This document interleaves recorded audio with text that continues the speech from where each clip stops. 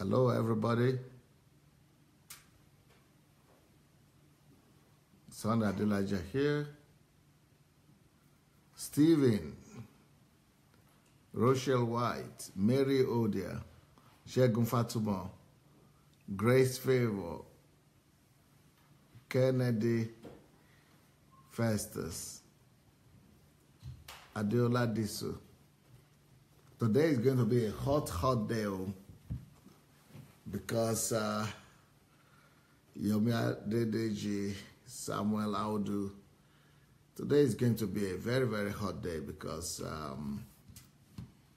of the topic I'm discussing. It's going to be very long and complex discussion we're going to have. And I want to warn you people that this broadcast today is only for the people who are not partisan. If you are partisan, you might not like my talk today. If you are partisan, you'll probably be frustrated at me. So today is going to be a very serious discussion. But, you know, you've got to open your heart. That's my request. That if you really want to follow this program today, please open your heart. If you're already having your own preconceived ideas or preconceived, position, then you are going to feel a lot of pain here today. You might not like my talk today. Or if you're already under the influence of the Nigerian Christian church and of the Nigerian so-called Christianity, then it's going to be a very painful day for you, a long day for you. But if you are for the truth, if you are a lover of truth, if truth is more important to you than your own opinion or even your own religious bigotry or bigotry, if truth is more important, if truth is your best friend, then welcome to this live discussion. I bet you, I'm going to tell you, my team, I want to tell all of you today that today is going to be a day where we are going to have one of the smallest number of people. We might start with good number of people, but a lot of them will give up before the end of it. By the time we finish this, only the really circumspect and dedicated people will be left. Because we are going to be talking hard truth that might not be in line with some of our prejudices.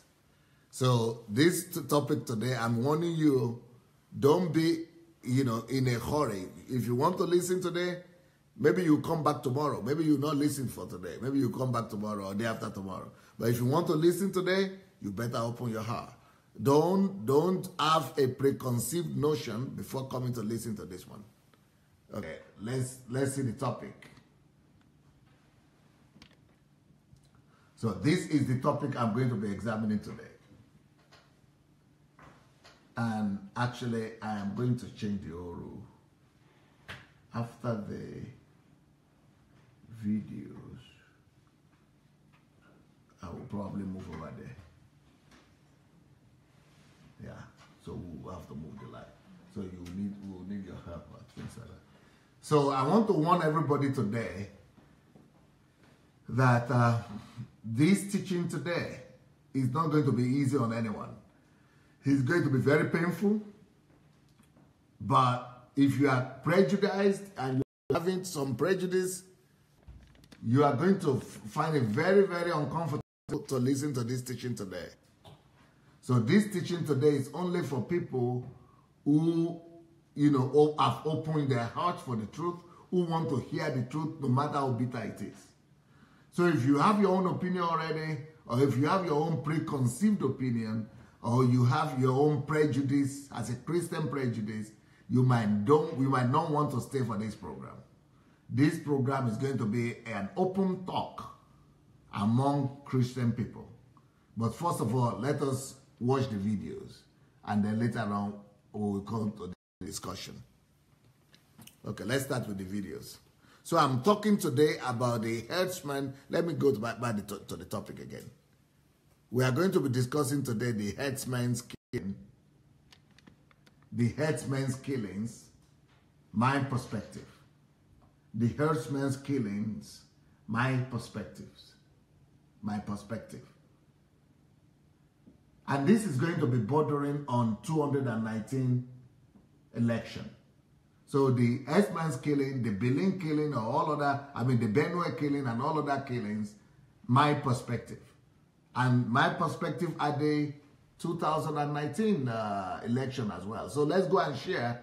Let's go and share before we start. But if you're having your prejudice, if you don't want to know the truth, but you just want to, so I want to say, don't be in a hurry to stone me. Listen and take your time. Don't let emotion override you. Let truth be your compass. Okay, now we are going to see the video, some of the videos that I prepared for this. Okay, here we go.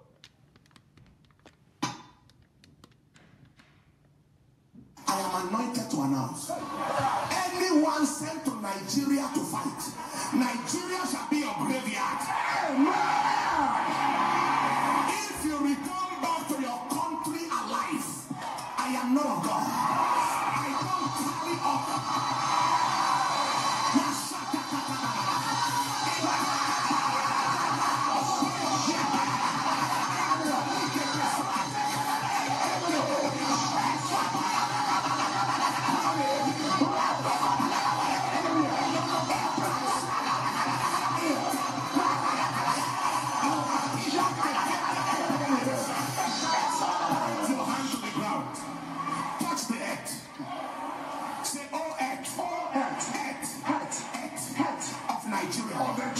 You see, the Bible said in Jeremiah 22:29,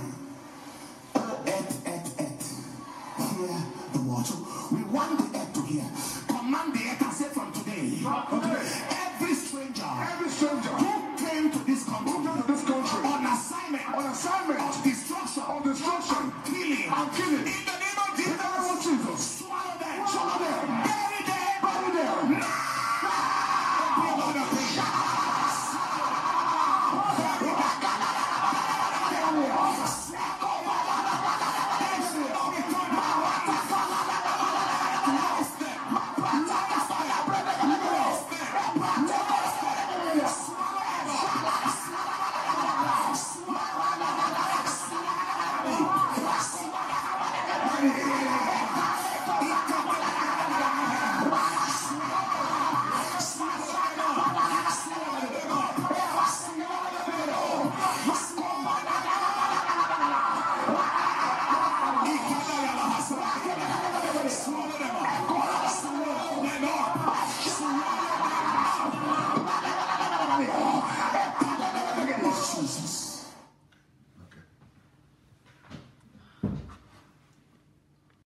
Welcome to Nigerian Christianity.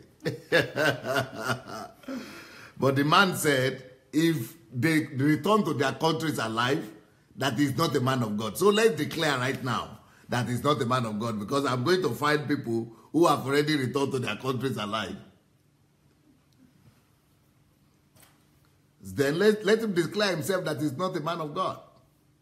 Okay, this is one. This is just one video. I'm not going to comment too much here. You already know what's going on by now. Let's do another one. I'm going to show the videos, then I'm going to begin to do the teachings after the videos. Yeah, here we go. I want to speak to every one of you and to every Nigerian. And I want you to hear this in the next few minutes. Take this message everywhere. I don't want any one of you Nigerians to be deceived by anybody. This year is the year we must decide the fate of Nigeria. Nigeria cannot be ruled by the wickedness of a wicked leader. When the righteous reign, the people rejoice. When the wicked is in power, the people suffer. The killing that is going on in Nigeria, it shows the irresponsibility of the president called Buhari. And Buhari, returning back to that seat, we will fight it to a standstill. Every Nigerian, you must get your voter's card. Go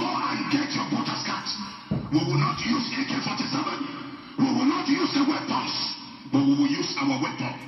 And this voter's card is our weapon. Hear me now. Hear me now. You must decide your fate. Don't allow wicked politicians, don't allow wicked men to decide your fate in Nigeria. Enough is enough. Enough is enough. Our children will not continue to suffer. Graduates of undergraduates, there is no future. How can your president, with the killing of a woman that is pregnant, innocent children slaughtered, your president could not carry his jet and chopper to go and see with his eyes when his son crashed with a motorbike? He went to the hospital to see his son. All Nigerians are supposed to be the children of the president. If anything happens to one, it happens to all. It's not about religion. It's not about Islam. It's not about Christianity. It's not about party now. We must decide that a new Nigeria must be born. A new Nigeria must come.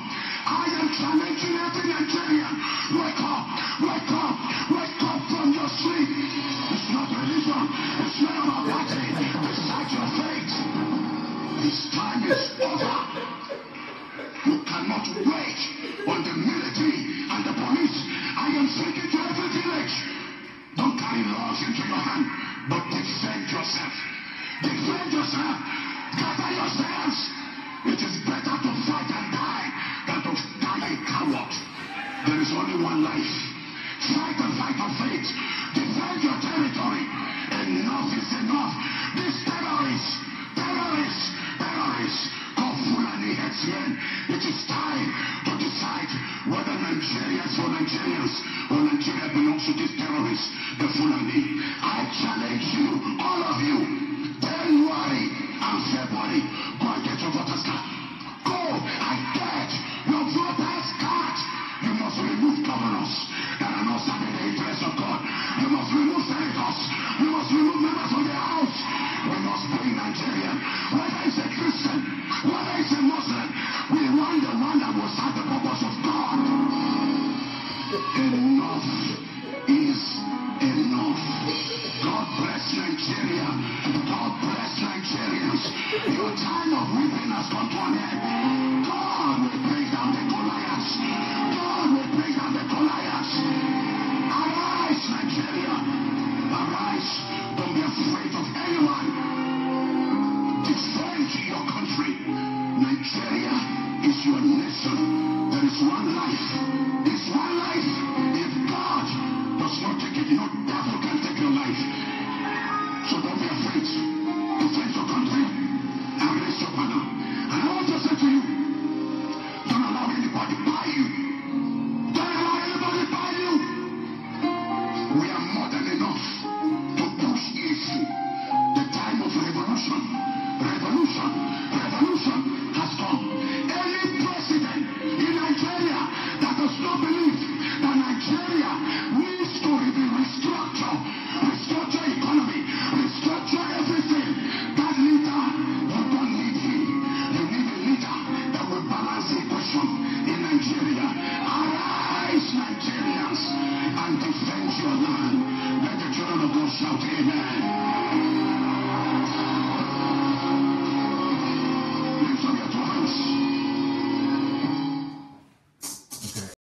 Okay, now, again, before I begin to comment all these videos, I want to warn everybody. If let me show you the topic again of this topic today.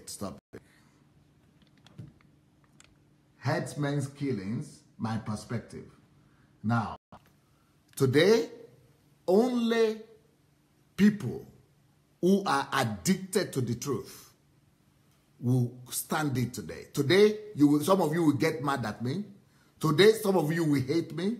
Today, some of you will discover that, you will think that I am not who you think I am, because my opinion might not fall in line at all with what you are thinking. Those two videos we have just seen, they are madness. They are madness. Either it's the one from the pastor Enenche or from this Buba pastor. Is craziness. It is pathetic. But what is even more crazy is that Nigerian Christians are celebrating these people and are sending these videos viral to go viral. The guy who told you not to fear, when the security people came to his office, to his church to arrest him, he cannot go to meet them up to now. He's hiding. So, and they say you shouldn't fear. You know, this is the same talk that Ojukwu talked in the 60s, and when the people were dying, he ran away. This is the same kind of talk that Kanum Namdi talked in, last year, and when the people came to catch him, he ran away. So, but Nigerians are so, I understand Nigerians. We are in so much pain. We are in so much tragedy. We are in so much pain. We just want to follow anybody that comes. We just want to, receive anybody as a Messiah. But don't go after Messiah that don't use their brain. Don't go after Messiah that just use emotions to capture you. It's like Nigerians, the only thing a leader needs is to just do emotion. Anybody that can be emotional is already taken over by Nigerians. Nigerians, they are bought by, you don't even need to bring bag of rice. You only need to be emotional and be emotional and be shouting and screaming and talking nonsense. No matter how much nonsense, it's like the Nigerians remove their brain. Nobody thinks critically again. That's why I said, if you are not a lover of truth, don't remain on this platform. Oh, I let you go. Please go for free. Because I'm not even started talking now. I'm going to still watch, I want you to watch other videos before I begin to give analysis of what is happening. All these things are madness. It takes a blind person or a person that is blinded by his pain to celebrate this kind of people. It is crazy. Okay, let's see another one here.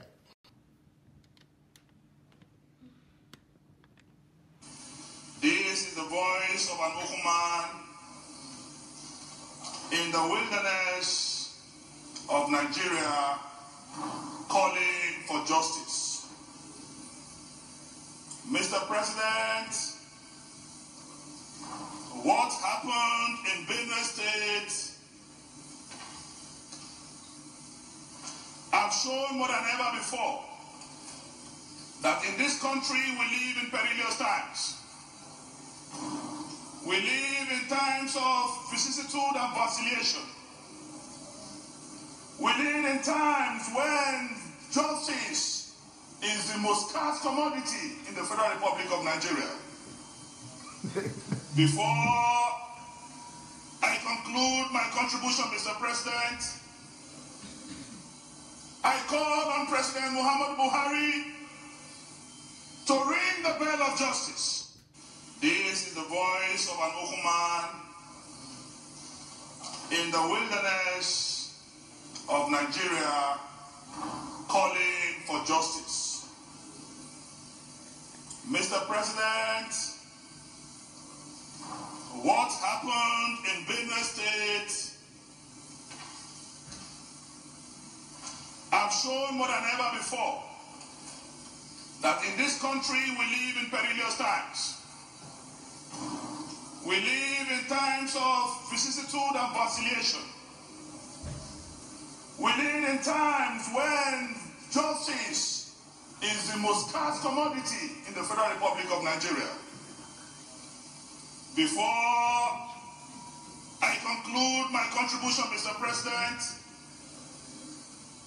I call on President Muhammad Buhari to ring the bell of justice. Okay, there is another one here. Look at it. For people who are not from Nigeria, who don't know who this person that is talking is, this person that is talking, he himself is a senator of the Federal Republic of Nigeria. Now, this is the typical Nigerian response. He's putting all the blame on somebody else, on the president, as if he doesn't have any responsibility before the country. Rubbish. Nonsense. And that's the kind of guy that people are celebrating. People are actually spreading his videos, say, oh, he's bold, he's talking, he's calling on the president. Rubbish. Our people don't even have the mind to know, that this guy is using these are populists. These are populistic actions. Anyway, why will I expect better when our people don't even know what is populism? This is populism. From the pastors to the politicians, everything they are doing is called populism. Okay, let's see another one here first.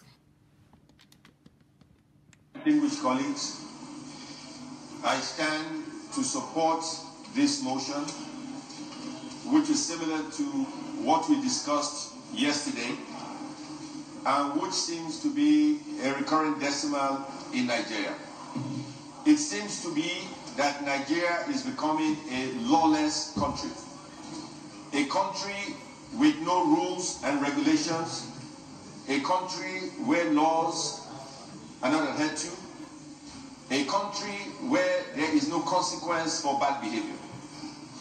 We either have a government or we don't. We either have security agencies or we don't. We either believe in the sanctity of life and property or we don't. These are the fundamental issues at stake today. Because every day... You know, for those people who don't know who this one is, this is another opportunist here. He himself also is a senator. This guy that is talking here is also a senator of the Federal Republic of Nigeria. And talking as if he's a social critic. As if he's a media personality. He's not talking to himself. He's not asking himself, what have I done? What can I do? I am a senator. As a senator, what can I do? Somebody is saying Ojukwu fought a very just war. Well, let him fight a fight war now. Not be my people die. Now your people die. He's, you know, I fought the fourth war, just war, not just fight war. But it's stupidity for a people to be dying when the leader is running away. So that is just war. Okay, go out to another war and fight like that. So, and take another 1 million Igbo people to go and die. That is, you know, we have to use our mind. Okay, let's see another one here, please. No, that one is over. I'm going to... So, but like I said, don't be in a rush to put your... Because you are putting your comments, and your comments, I'm forced to respond to your comments.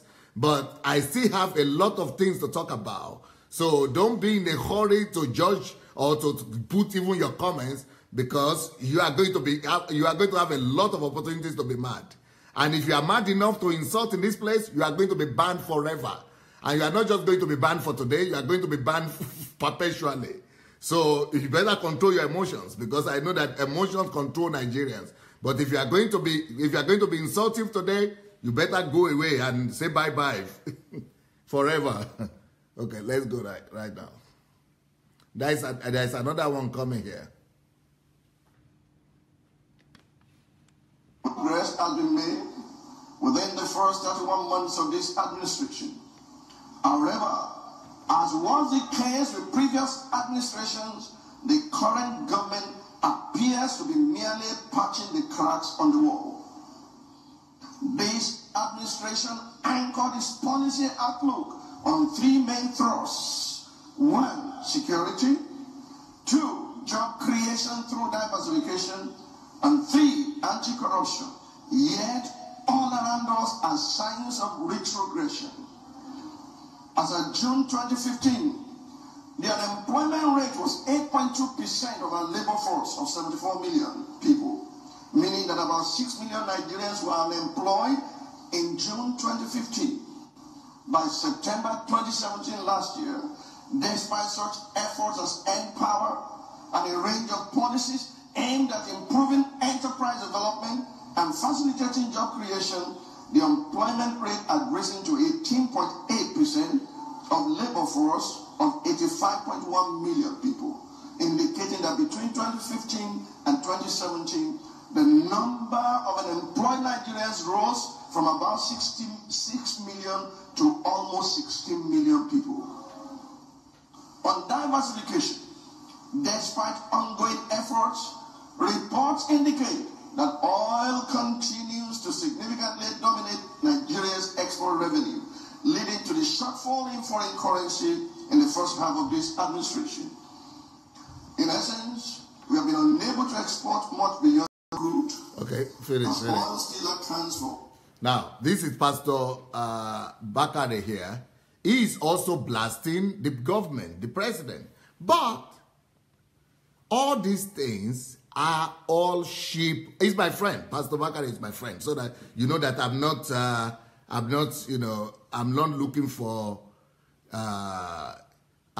looking for sheep popularity here. So Pastor Bakari is my friend, and I'm saying that even what he is doing is a sheer popularity. But in his own case, I think he's the most honest out of them all. And in his own case, I think because he had come out to say, God told me to go and run for presidency. So for people who can put 1 and 1 together or 2 and 2 together, they could now know that, okay, Pastor Bakari is saying that because he wants to run. If he doesn't want to run, he will probably not say that at this particular time. But he's running, that's the truth. And people don't want to face the truth. If Pastor Bakari wants to tell the truth, he will tell you that it's because he wants to run. He wants to go against he wants to go and run for presidency. And when you want to run for presidency, that's what you do. So it's business. It is politics. But what is unfortunate for me is that most of our people, Nigerian people, cannot differentiate when politics is going on and when it is sincere concern. All those speeches that we see, most of them are just political talk. Now, I don't believe that his own is political. No. Enenshe one is pure pain that is talking. And the other pastor also, I don't think his own is political. I think it's half political and half pain. But I'm going to, dissect all these things later on. But first of all, let us go into my opinion. Let us see what I'm going to show for you before I'm going to go and show you my notes. Yeah, please, you people go and come and help me here. I'm going to move there to stand. You put the note on, or you put it on later. Put the note on while she's putting put the note on so that. So I want you to take time. Don't be in a hurry. I'm going to be. Is there any other one? Video? We still have a video? Yeah. Which one is that? Okay. Let's see one more video while we're doing this. Yes. Please. No. Is it not? The president okay. is asking the leaders and people of Benue State to exercise restraint over the New Year Day's killing by herdsmen. The President Muhammadu Buhari also appealed to them to accommodate their fellow countrymen while assuring them that all the perpetrators of violence in the state will be brought to justice. He made this appeal when traditional and political leaders from Benue visited him at the villa to discuss the security situation in the state in the aftermath of the killings. The Benue delegation, led by Governor Samuel Ortom, includes the former Senate President David Mark, Minister of Agriculture Audu Obe, former Governor George Akume, and Senator Manwas Gimadi, among others. Governor Ortom also told the President that Benue State does not have land for proposed cattle colonies. The President renewed his directive to the IG in our presence that those who are perpetrating this should be arrested and prosecuted. There are many options that are put on the table. Like I told you the last time I came here, I did not understood what colonies was. Today I was privileged to sit with him, and he did explain to me that a colony is about many ranches put in one place, restricted in one place, where the land is. So for us in Benue State, there is no 10 hectares. They are looking for 5,000 hectares. For us in Benue State, we have no 10 hectares to allow it for that kind of a thing to take place. So people are free. Other states have the land. We in Benue State do not have, and that was what led to us enacting this law. Okay, guys. Today I'm going to do some teaching here. So we're going to put the teaching there. And like I said, don't be in a hurry. Only if you love the truth, you are needed on this platform today. If you don't love the truth, please, you are free to leave. Okay, can we see this? Is it clear enough?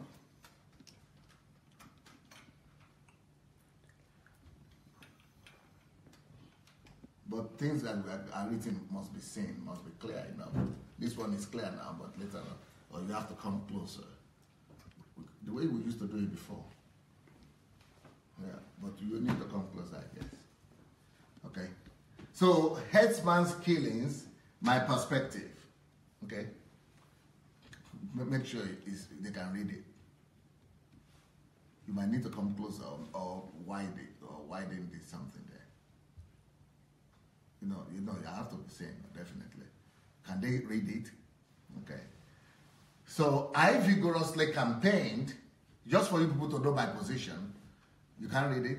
It's not readable? It's okay now. Okay, good. I vigorously campaigned for President Buhari and Vice President Oshibanjo, which ended with me writing a trail of 56 articles between January and April 2015. So I was one of the people that campaigned for this government.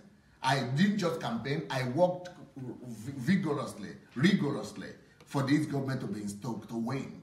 I don't know if my role played that, if my actions or my efforts yielded any something, but I did.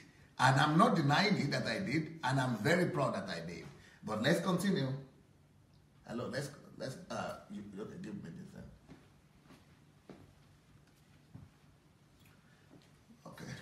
I want to make it categorically clear that the statement I am making today is not because I want to defend or protect Buhari or Oshibanjo. However, I would like to make a political statement today. I want that. What is my political statement? I will not be campaigning for Buhari or Oshibanjo government to come in 2019. So next year, I am not on their camp. I'm not in their camp. I am not going to be campaigning for them. Now, what are the reasons? Is it because I think they perform badly? We'll see, yes. If I think that if I'm not campaigning for them, definitely I'm not satisfied. But, we'll still keep on listening to what I'm saying. But I still don't take the position that a lot of people, a lot of Christians in Nigeria are taking. Yes, I'm not going to campaign for Buhari. I'm not going to campaign for Oshibanjo. I'm not going to campaign for their government for the next election. But that doesn't mean I have to allow myself to be brainwashed to the extent of being ruled by emotion, of being ruled by passion, rather than by sentiments, rather than by truth. So the fact that we don't agree with the government, or we are not even going to support a government, doesn't mean that we should allow ourselves to become victims of emotions. Okay. However, I also want to say that I am yet to decide whom to support in the election. Maybe it will still be Buhari. I might still support him to be voted for, but I'm not going to campaign for him.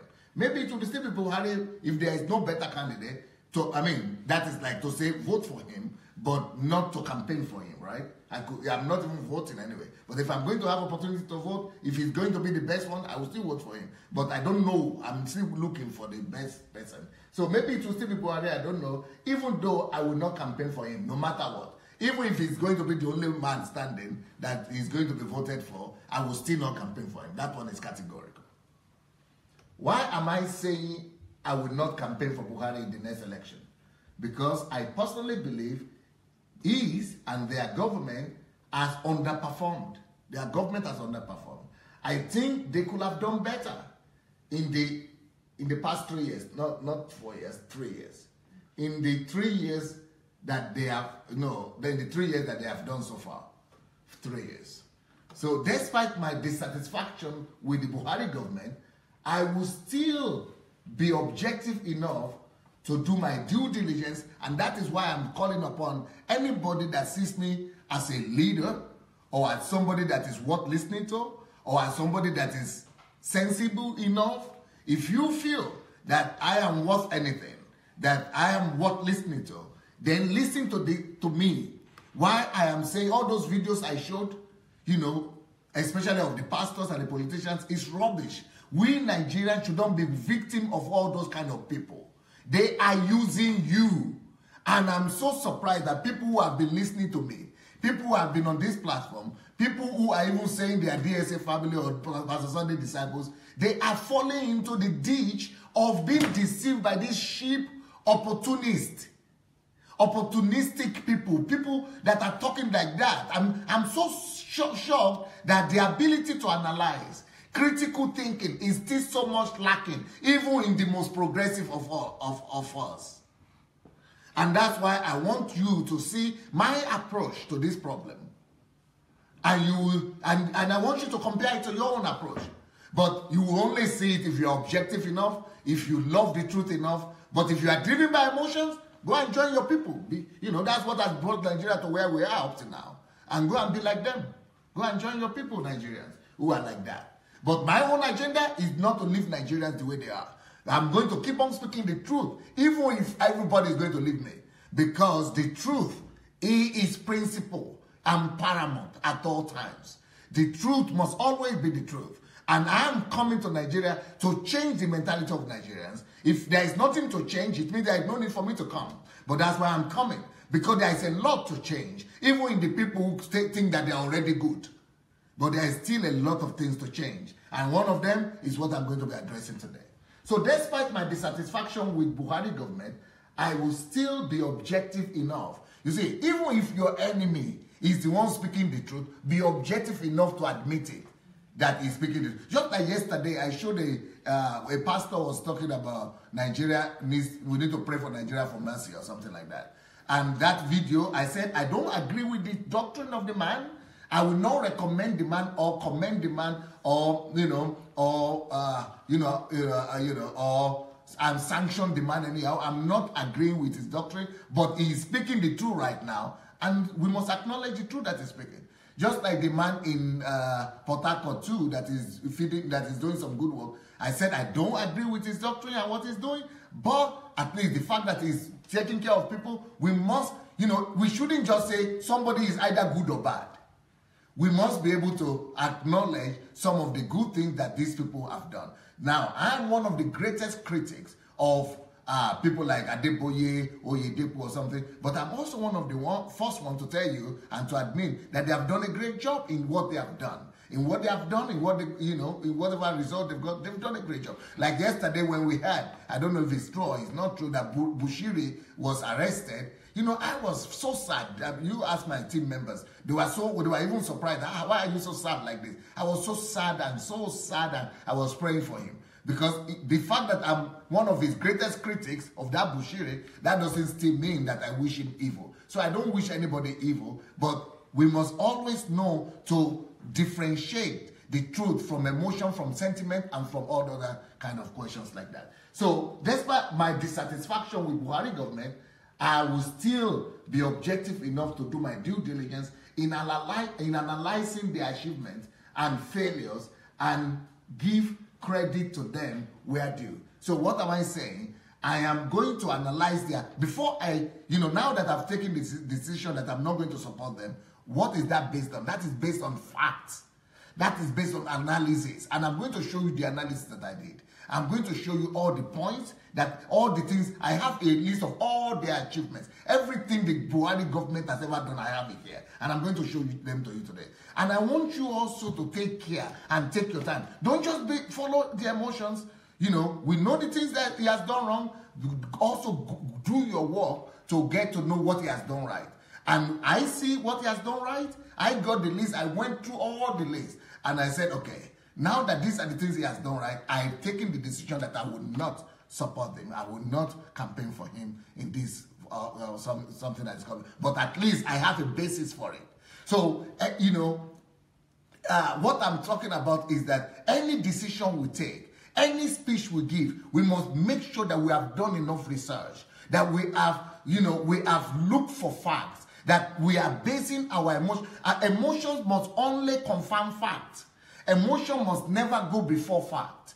Never send your emotions ahead of facts. Never send your emotions ahead of truth as well. Emotions should solidify truth. Emotions should confirm truth. Emotions should follow after facts. And that is what I want to teach people who regard me as a leader or as a voice to learn. Let us all learn. And all Nigerians must learn this as well. Not just to take decision because I'm Yoruba or I'm Igbo or I belong to a certain ethnic group. No, but facts. Okay, so here we go. even though it is a huge tragedy that has happened in our country, especially with the Herdsmen'S killing, because they have killed not just in Benue State, they have been killing in Cross River State, I suppose. They have even gotten to my state. They have killed people in my state as well, Ogun State. I'm from Ogun State. They have been killing people in Ogun State as well. And they've even gone to Oyo State. So, you know, that's a big tragedy, okay? But then we must also make sure that when we weep, our tears don't blind our eyes. When we are pained, when we are in pain, we must make sure that the emotion of the pain doesn't cancel the ability of our minds. So even though this is a huge tragedy that has happened in our country with the Herdsmen'S killing, it is a pity Nigerians are responding in ways and manners that does not move a nation forward. Now, I'm not talking about the general people, ordinary people now. I am more concerned about the responses that are coming from the politicians, from the pastors, because they are not doing the right thing. They are exploiting the situation. They are exploiting the Benue killing. They are exploiting the herdsmen. They are exploiting the killing, the victims. The fact that they are talking, they are not talking for the sake of the victims. They are actually talking to take advantage of the situation. That's what my people don't know. Even the pastors are talking to take advantage of the situation. And the politicians especially. But for Nigerians, because they are talking, just because they are talking, well, they are heroes. And that's exactly what people like Nnamdi Kanu did. Because he's talking, he's a hero. But he was taking advantage of the situation because he's an opportunist. And Nigeria is full of opportunists like that. And the problem is that it's like my people don't even know the definition of opportunist. As if they are not even aware that the difference. As if they are not aware of the difference. As if anybody that is talking about the evil that is going on must be a good person. And that is what I want to enlighten us about before about on the basis of how I took my decision, which might be able to help one or two people here in future.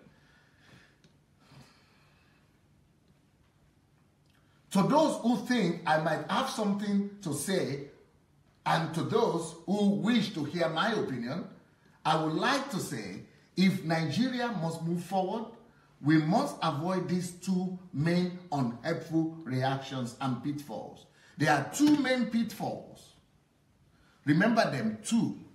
And I would like you to either write them down or go and watch this video later on and remember these things. Even if you hate me, you trust me that if you speak rubbish on this my platform, I'm going to block you and you are going to be off forever, okay? But even if you listen to this point, and even if you hate me, learn this lesson.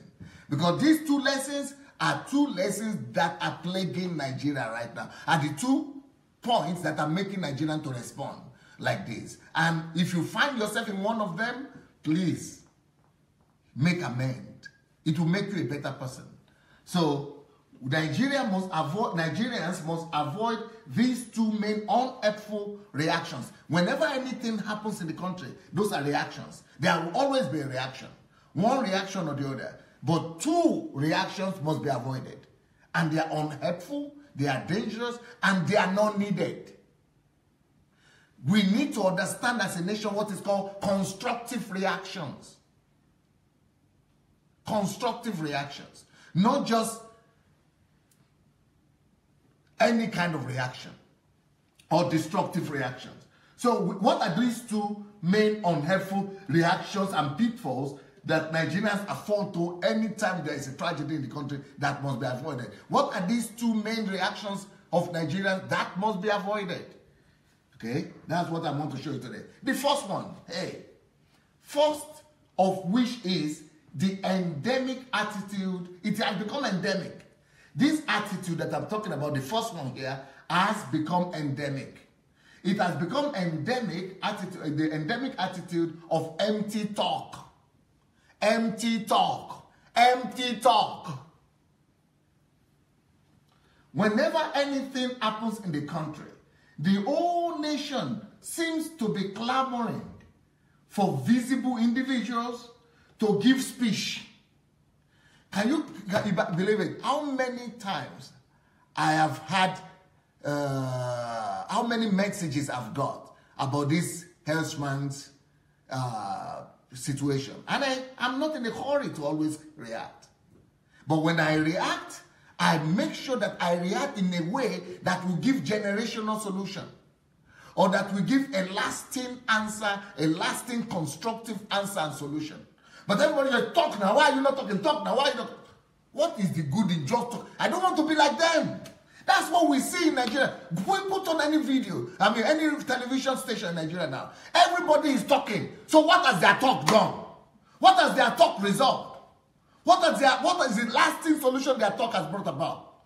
That is one thing that our whole country must change. It's just like when you look at, let me give you an example of this endemic attitude and behavior, reaction that we have. For example, Nigeria went to the Olympics in London and didn't get a medal, not a single medal. The whole country was talking. Every television station is talking. Newspaper is talking. Oh, what we must do? Everybody's giving this too bad. This is a disgrace. Yeah. That is what Nigeria is like. No. We are ruled by emotions. But I have not given any speech about our Olympic performance. You know what happened? The next Olympic came in Brazil. We repeated the same woeful result. No single medal. The next one is coming to, it's going to be the same thing because we don't know how to react constructively. No constructive response. No constructive reaction. We have not been taught to react like that. For example, any one of you who is living in the West, you will know, you will agree with me that whenever any tragedy like this happens, for example, in the UK, there was a time that a time they had Olympics. Where was that? Was in somewhere in Asia, I suppose. And the UK didn't get any gold medal. They sat down together, come up with a program that by the time they went to Beijing or somewhere, they were already one of the top ones. By the time they came to London, they were leading the shot almost. So what am I talking about? You know, that, and all of you, okay, all those hurricanes and all things that happen in America, or in anywhere in the world, in the Western world, whenever any tragedy happens, the response is it comes in such a way that everybody is informed, everything is systematized, such that they learn so many lessons that either the thing will never be repeated again, or, you know, even if it's going to be repeated, it's going to be totally dealt with in another way. What is that? That is a systemic response. That is the response of thinking people. Now, people might say, hey, that is government now. That's why Buhari is at fault. Do you think they didn't kill herdsmen? I mean, herdsmen were not killing during Buhari. I mean, what the other one? Jonathan? Of course they were killing. They killed over 2,000 people during Jonathan, herdsmen. Nothing was done. So it's a national thing. And don't just say it's a government. It's not a government thing. This is a national thing. Nigerians don't know how to come up with structures, how to come up with systems, how to build systems that resolve and answers into a situation. For example, I have built a system and a structure to respond to our woeful Olympic performance. But why should I be talking about it now? Why should I present it now when I know I cannot? Because by the time I present it, I will do it. I'm not ready. I must leave here before I will be able to do that. So there is time for everything. But when I begin to talk about it, you will see the system that I will present. You will see the agenda. And you will see the result that will come. That's the kind of thing I understand. Like, for example, when this MMM was going on, when I came up with a systemic answer that everybody had to notice that, oh, something is happening here. Then even when the last election with Buhari was going on, that's why I came up with 56 articles. Between January and April, I wrote 56 articles because it's a system. It's not just emotions, give one speech, but Nigeria is used to people giving speech when things happen, when tragedies are going on, speech. And why that is dangerous is, we kind of think that since we have spoken, and then we are even comforting ourselves, oh, that is the only person who has spoken, he has become a hero. He's the only one who has spoken. Because he spoke, he has become a hero. No, no, no. We shouldn't be using speaking to judge that people have done, and then the one that has spoken, at least I have spoken. Nobody is speaking, I have spoken, so everything is resolved. No, no, no. We shouldn't be judging situation by how much response by speaking. There are other parameters to use to judge reactions of people when things happen. Speaking and just demonstrating emotion and hatred and anger like that, it shows weak. That's a weak reaction. Weak people do that. People who are weak mentally do that. People who are not informed do that. That is why we must raise up a new generation of Nigerians that will come up with informed attitude, informed response.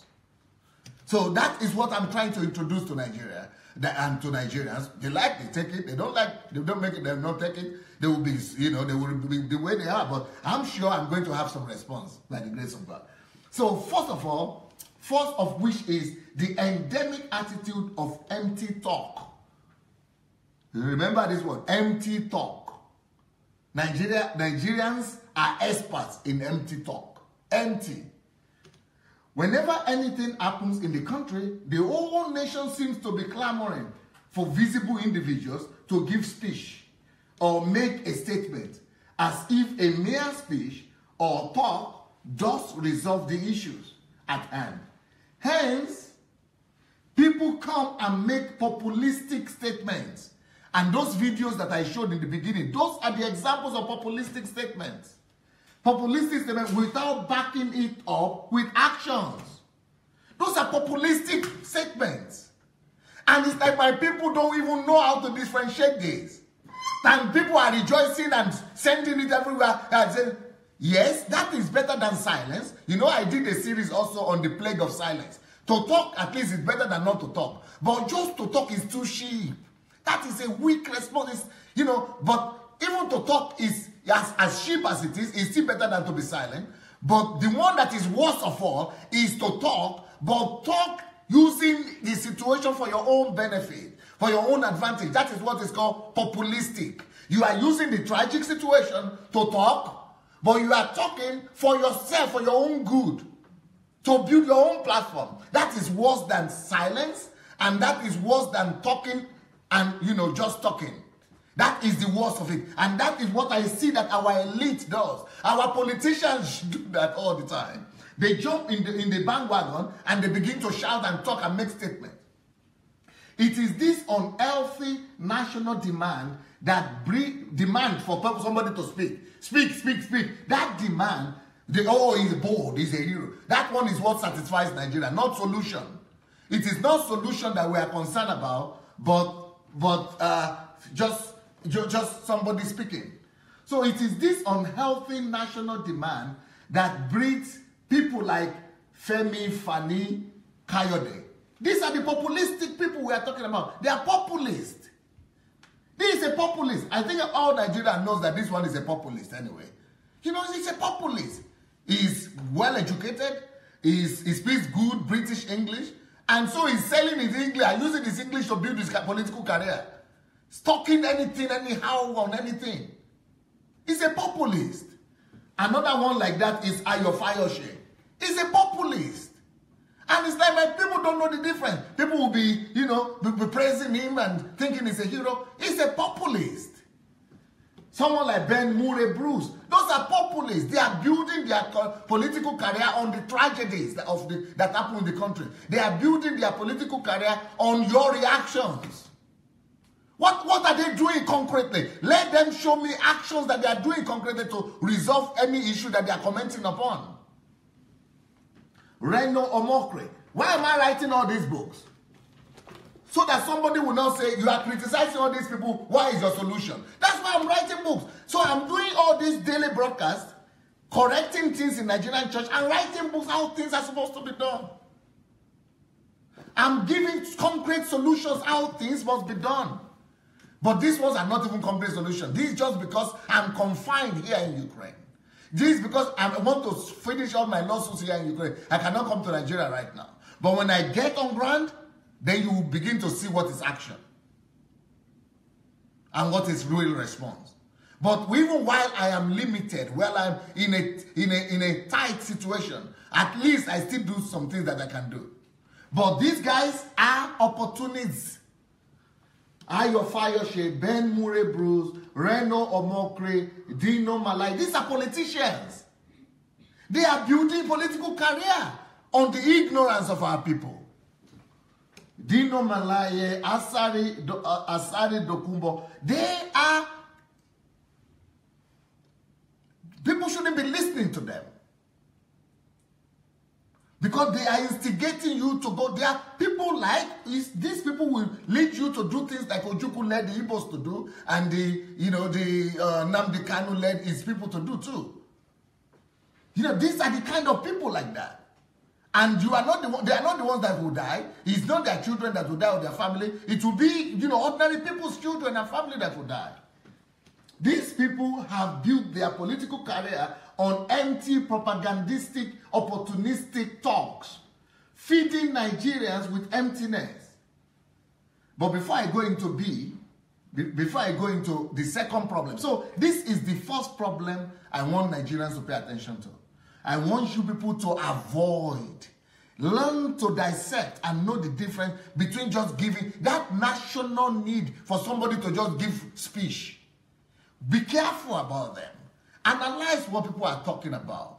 And if they are not giving you constructive solutions, way out, if they are just blaming somebody else, they are opportunistic. If they are just pointing accusing finger only and they are not giving us the way out, what to do, they are opportunistic. If they are not giving us facts and solutions and way out of the situation, they are opportunistic. So Nigerians should stop falling for this particular problem, for this particular weakness I'm talking about. It has become endemic. This is an endemic attitude. When the whole country is crying and clamoring for people just to speak, and people are just talking, they have become experts in talking. Let's abandon those people. I'm going to go and see some of the videos again. And the pastors are doing the same thing. Because, okay, any one of them that has spoken, even though that pastor say, okay, we are going to do this by election, but there are a lot of things that they have done wrong in that speech. Let's see some of the videos again before I go. One video, huh? Yeah, let's see the video first.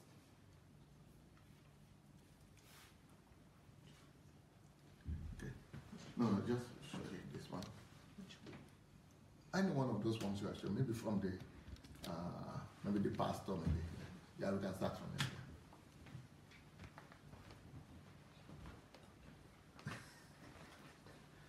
To announce anyone sent to Nigeria, I am anointed to announce anyone sent to Nigeria to fight, Nigeria shall be a graveyard. If you return back to your country alive, I am not of God. I don't carry up.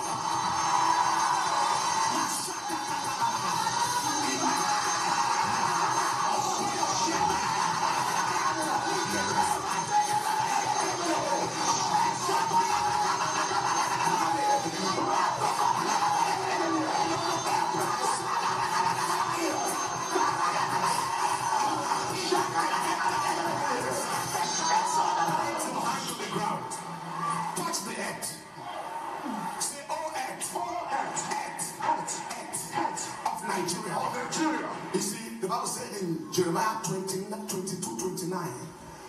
Oh, earth, hear the watch. We want the earth to hear. Command the earth and say from today. Every stranger who came to this country on assignment of destruction, killing, in the name of Jesus, swallow them, bury them, now.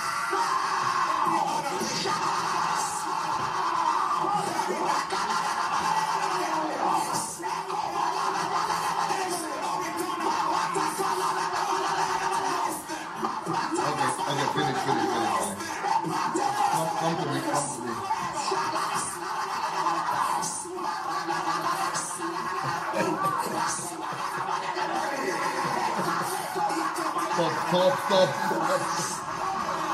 Stop. Just stop. Take that and stop. Yeah, please. Get the next one. Now, the solution that this pastor is proposing here is kill them. Let them die. Okay, you killed the whole country. You are left alone. You are all left alone. You are left alone. Is that solution? Of course, that's not solution. That is at best, that is just emotion. That is wrong. That is ignorance. And he's now even saying that if they don't die, if anybody returns to their country safe, then he's not a man of God. So what about if we find some of them that return? It means he's going to withdraw himself, that they have no more man of God. Okay, I'm done. That's not a solution. That is just brewing anger, hatred. That is what it's doing. Not solution. Let's see another one here.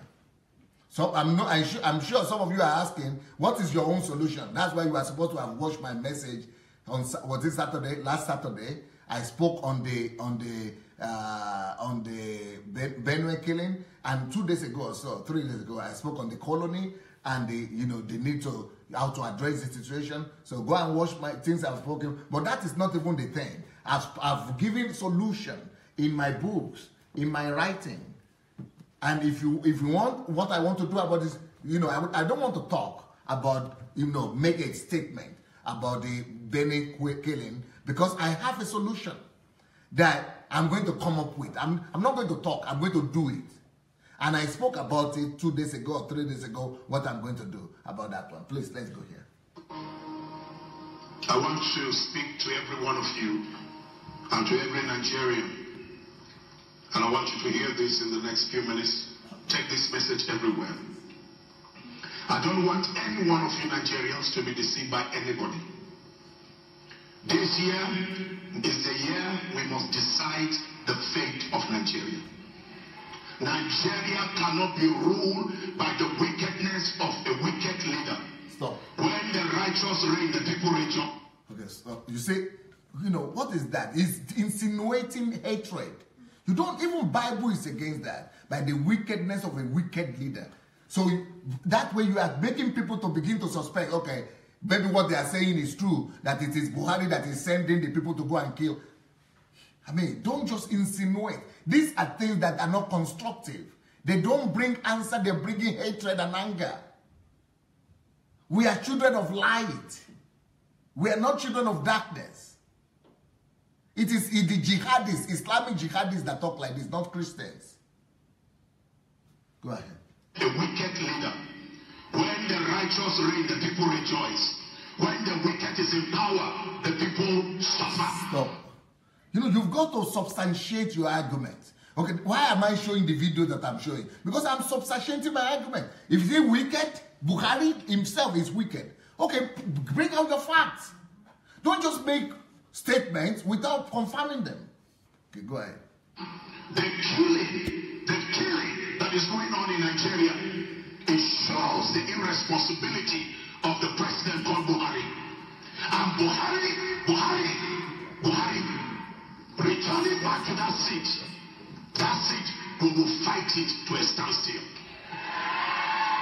Every Nigerian, you must get your voter's card. You see, when people tell you they will fight to a standstill, he's saying he's going to fight to a standstill, but he's talking about you and your children. He's not going to be there. He's going to maybe run away to somewhere, or he's going to be hiding. And the people who will be killed are the ordinary people. You see, these are opportunistic statements. Maybe to make some political gains, or he just doesn't know better. But emotion, that's what Nigerians like. But they are not constructive. Okay, go ahead. Go and get your voter's cards. We will not use AK-47. We will not use the weapons. But we will use our weapon. And this voter's card is our weapon.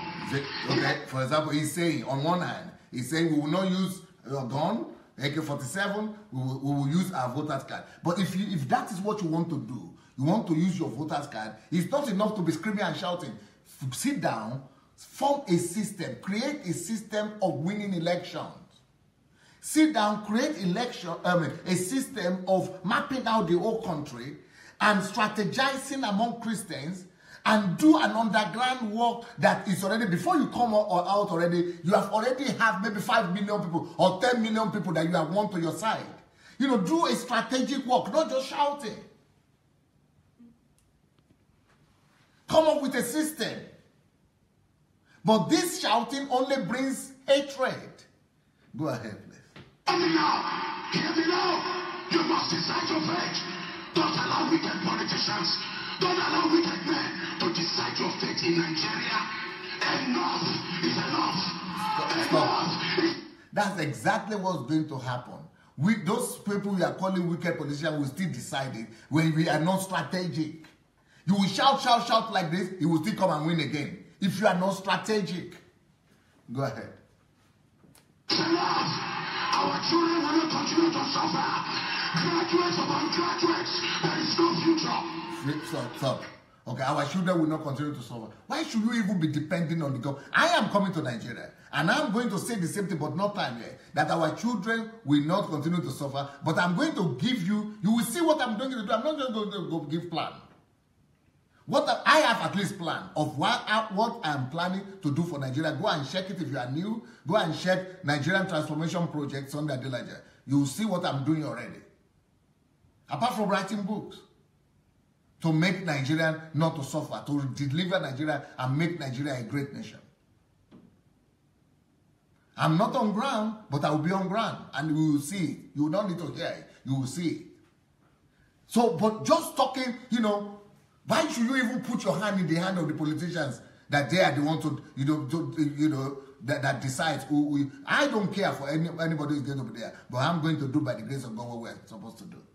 How can your president, with the killing of a woman that is pregnant, innocent children, slaughtered? You see what emotion is doing? It's now making it personal that the president's son had an accident. He went to see his son. That is already, let's stop it. I think we should just continue. So these are the kind of things I'm talking about.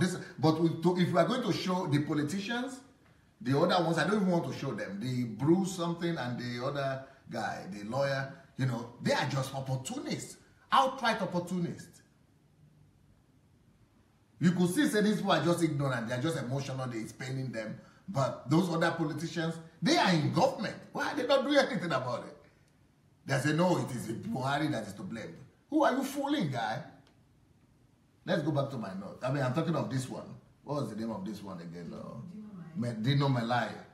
These are opportunists. What is the other one? They are member of parliament. This other one too. These are opportunists. Don't take them serious. And don't let them mess up your mind. They have political agenda. Okay. Let's go to the note.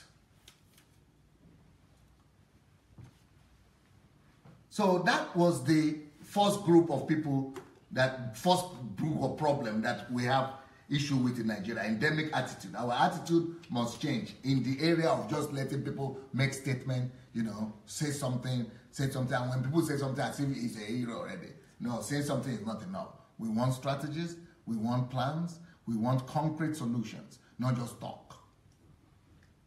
Empty talk will not solve the problem in Nigeria. Number two endemic problem that we have, reaction. When things happen, our number two endemic reaction is, in cases of national tragedies and problems, our elite in their reactions always come short of practical, pragmatic, calculated solutions. That's what I'm saying.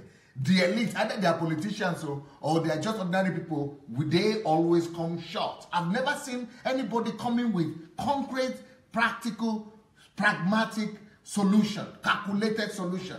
They always come short of, but they want to talk. But they are not coming with practical, pragmatic, calculated solutions.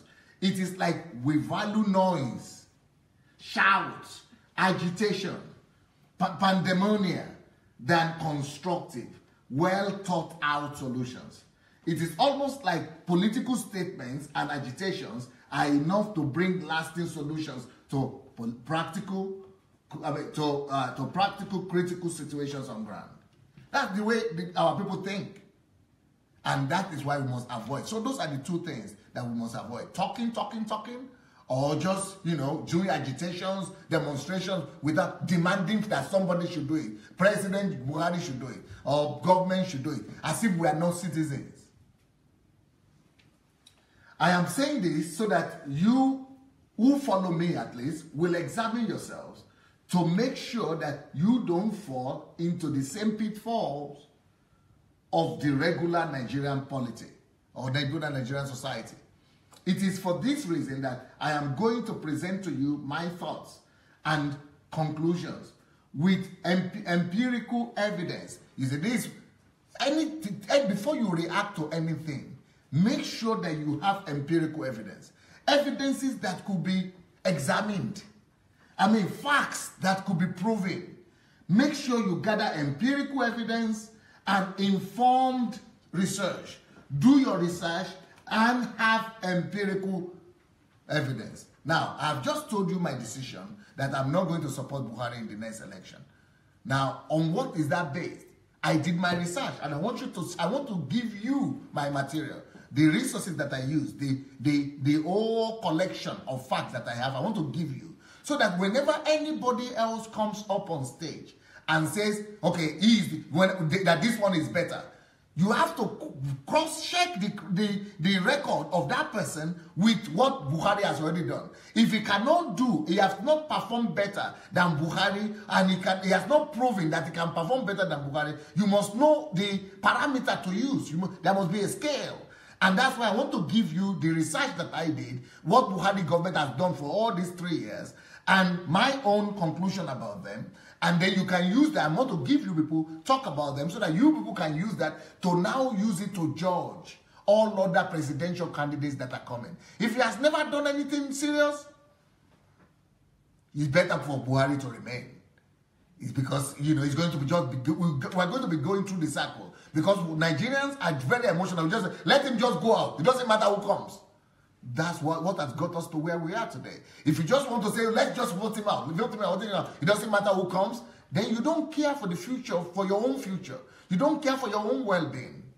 For us to be able to get a better person, we must be able to analyze. For example, the question of Benue killing and Herdsmen killing.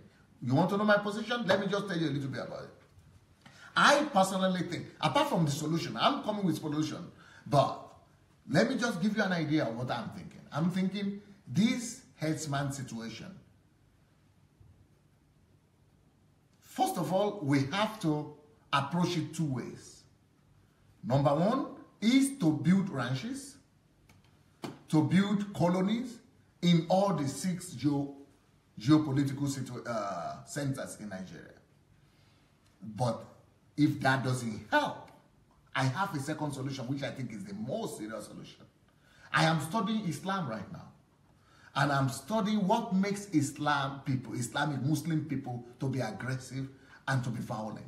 I am doing my research, and by the time I come out with my findings, I already have the findings, but I'm waiting for the right time. It's not yet. I'll have to finish with the church before I start with the mosque. So I'm not yet ready yet. But when the time comes, I am going to address all Muslims in Nigeria, both the elite and the simple people, and then I'm going to do live broadcasts like this.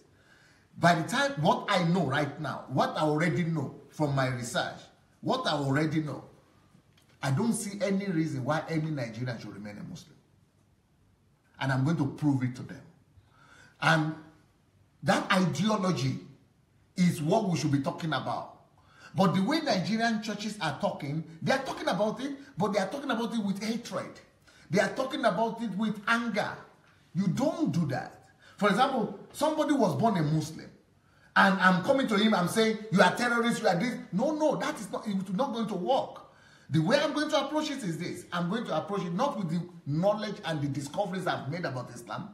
I am going to try to convince as many Muslims that will listen to me that they don't have any business being in Islam. Just not because of my knowledge alone or my proofs alone, but we have to send love ahead. I mean, if I have my own religion and you are coming to me, you are saying, oh, you are a terrorist, or you must go about, you must leave your religion. That is insulting a little bit. The 2 weapons that I say that must be used to deliver Nigeria and Nigerians from the deception of Islam and terrorism is, number 1, humility. The weapon of humility. And number 2, the weapon of love before we use the weapon of argument. Let me say that again. The weapon of humility. I've got to find opportunity. That's why I cannot address this question until I'm on ground. I must find the opportunity to express my love to them, my humility to them, before I come with the argument why no Nigerian should be a Muslim. I'm going to reason with them, but before I reason with them, I'm going to come with humility, and I'm going to come with love. Then, if they will listen, let them listen. If they will not listen, make them not listen. But at least, just like I'm doing with the churches now, putting the information out there, I will gather all the facts and the information that I have. At least I will make them available for the rest of the world. And all Nigerians that want to go and listen. Why?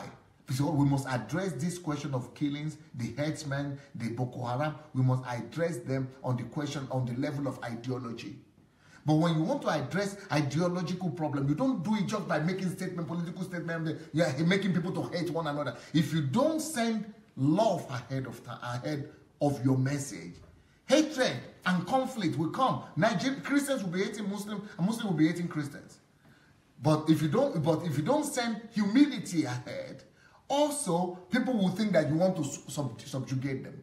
That's why those two weapons, love and humility, must go before any other argument, including the argument of wisdom and of convictions and of that we have, that no Nigerian must be a Muslim. But again, like I said, there are two-side solutions, two-wing solutions. One, we've got to give these Islamic people, these Muslim people, what they need, which is colony.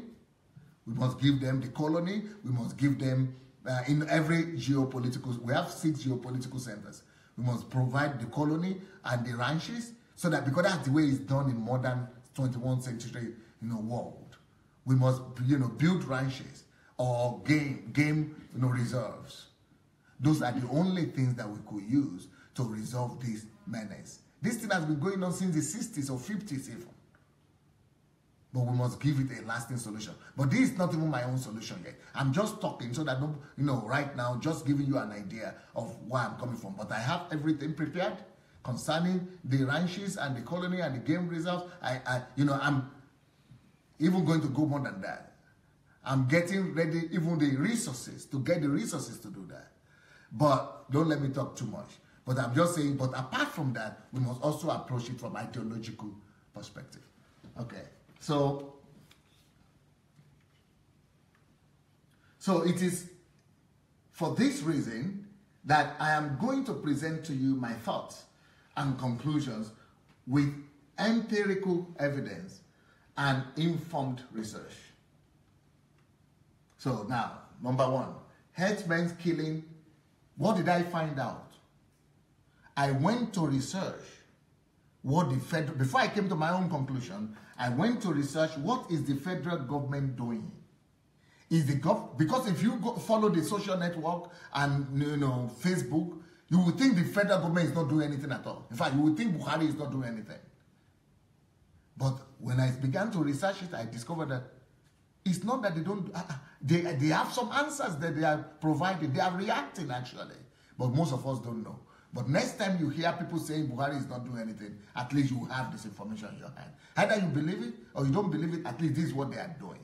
And then, let's see. It might not work, because I don't think it will work personally, because I think that before this any decision could work, it doesn't matter who is in government. There must be a situation of law and order in the country, and, and a lot of other structures that must be put in place before we'll be able to do that. But let's see, at least just presenting to you what the federal government has done so far.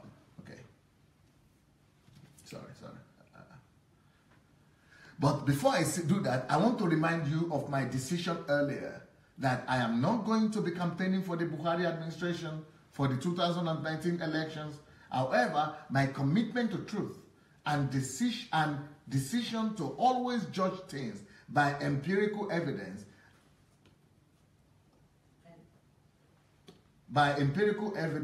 and informed research compels me to look into what the federal government has done so far in regards to this issue we are talking about.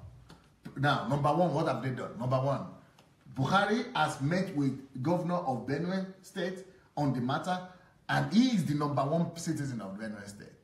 And he is the one that owes the responsibility for the security of his people. So the fact that that meeting went is a good thing. To assure him of the federal government's commitment to protecting farmers and communities. You know, but like I said, there's no guarantee that, no matter how determined the president is, just like Jonathan couldn't solve it, even this one might not be able to solve it, because we need structure, we need order before things like this could be resolved. President Buhari has directed the Inspector General of Police to relocate to Benue State so as to be on ground and monitor things. We'll see how much that will shake. That's a very positive move, by the way. That's the kind of thing they did during Boko Haram fight. On Monday, January 8, 2018, the Minister of Interior,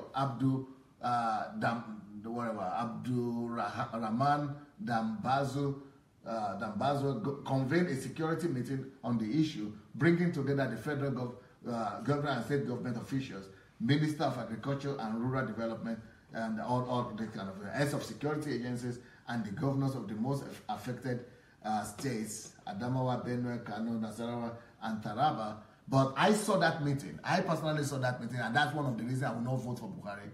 You know the way they are trying to present the issue? They are trying to present the issue as if it's a clash between the local communities and the herdsmen. What do you mean clash? You kidding me?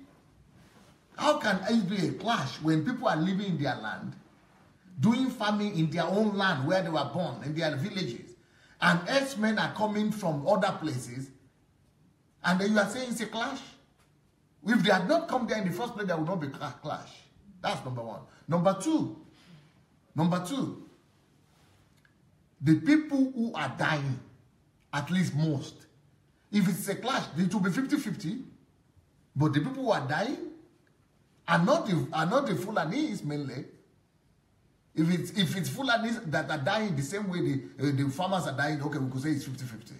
But you cannot say it's a community clash or it's a disagreement when only the community people are dying, only on defenseless women are dying, children are dying, farmers are dying in their villages, and the herdsmen are mainly people who have weapons and who have destructive weapons, who are killing people. So this is killing. This is not clash. That is rubbish, and it is something that must be condemned by Buhari himself, and he must say something to his minister to have said that, and for the government to be coming with that approach, that shows that they are trying to cover up something. But we know that, but our responses must still be constructive. On Wednesday, January 10, 2018. The IG held a stakeholders engagement with the Benue State government, elders, community, religious, and traditional leaders. This one I will not comment on this. This happened. Everybody spoke their mind, which is a good thing. I cannot speak. I cannot express better than the Benue people. They did their best. They were there, so that's a good one. So we will not. It's not true to just come up and say the federal government is not doing anything at all. They are doing, but am I sure that the actions are going to give results? I personally am not. But I'm sure that it's going to give temporary result. But to give lasting result, there will be more fundamental approach to these things. Okay, but at least they are doing something. So we must see what they are doing before we could come up with our own solution. That's what I did. Okay, since the first week of January, immediately following the January 1st attack, the Inspector General of Police has deployed the following to the affected area. 10 units of PFF, Police Special Forces, Counterterrorism Unit. This is commendable. This is really commendable. This is commendable. Counterterrorism Unit, Conventional Policemen, Police Explosive Ordinary Department, EOD, Special Police Joint Intelligence and Investigation Teams, Police Area Surveillance Teams, Police Helicopters. This is really very good. So people who are saying that Buhari is not doing anything, no. We should have our facts. We should not just let emotions lead us. The Nigerian army has deployed special forces to Benue, Taraba, and Nasarawa state. In Benue, but that, you know, it's not only in those states they are killing, they go even to the north, to the south. That's why I am campaigning for colonies. That's why I'm campaigning for ranches. That's why I'm campaigning for game reservations. We must come up with that. Now, some Benue state said we don't have land, we cannot give. Beautiful.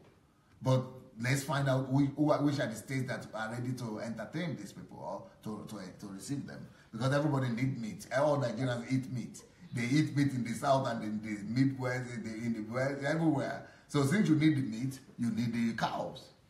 In Benue State, 8 suspected herdsmen are in police custody over the recent killings. Not bad, but I think that people who killed people are more than 8.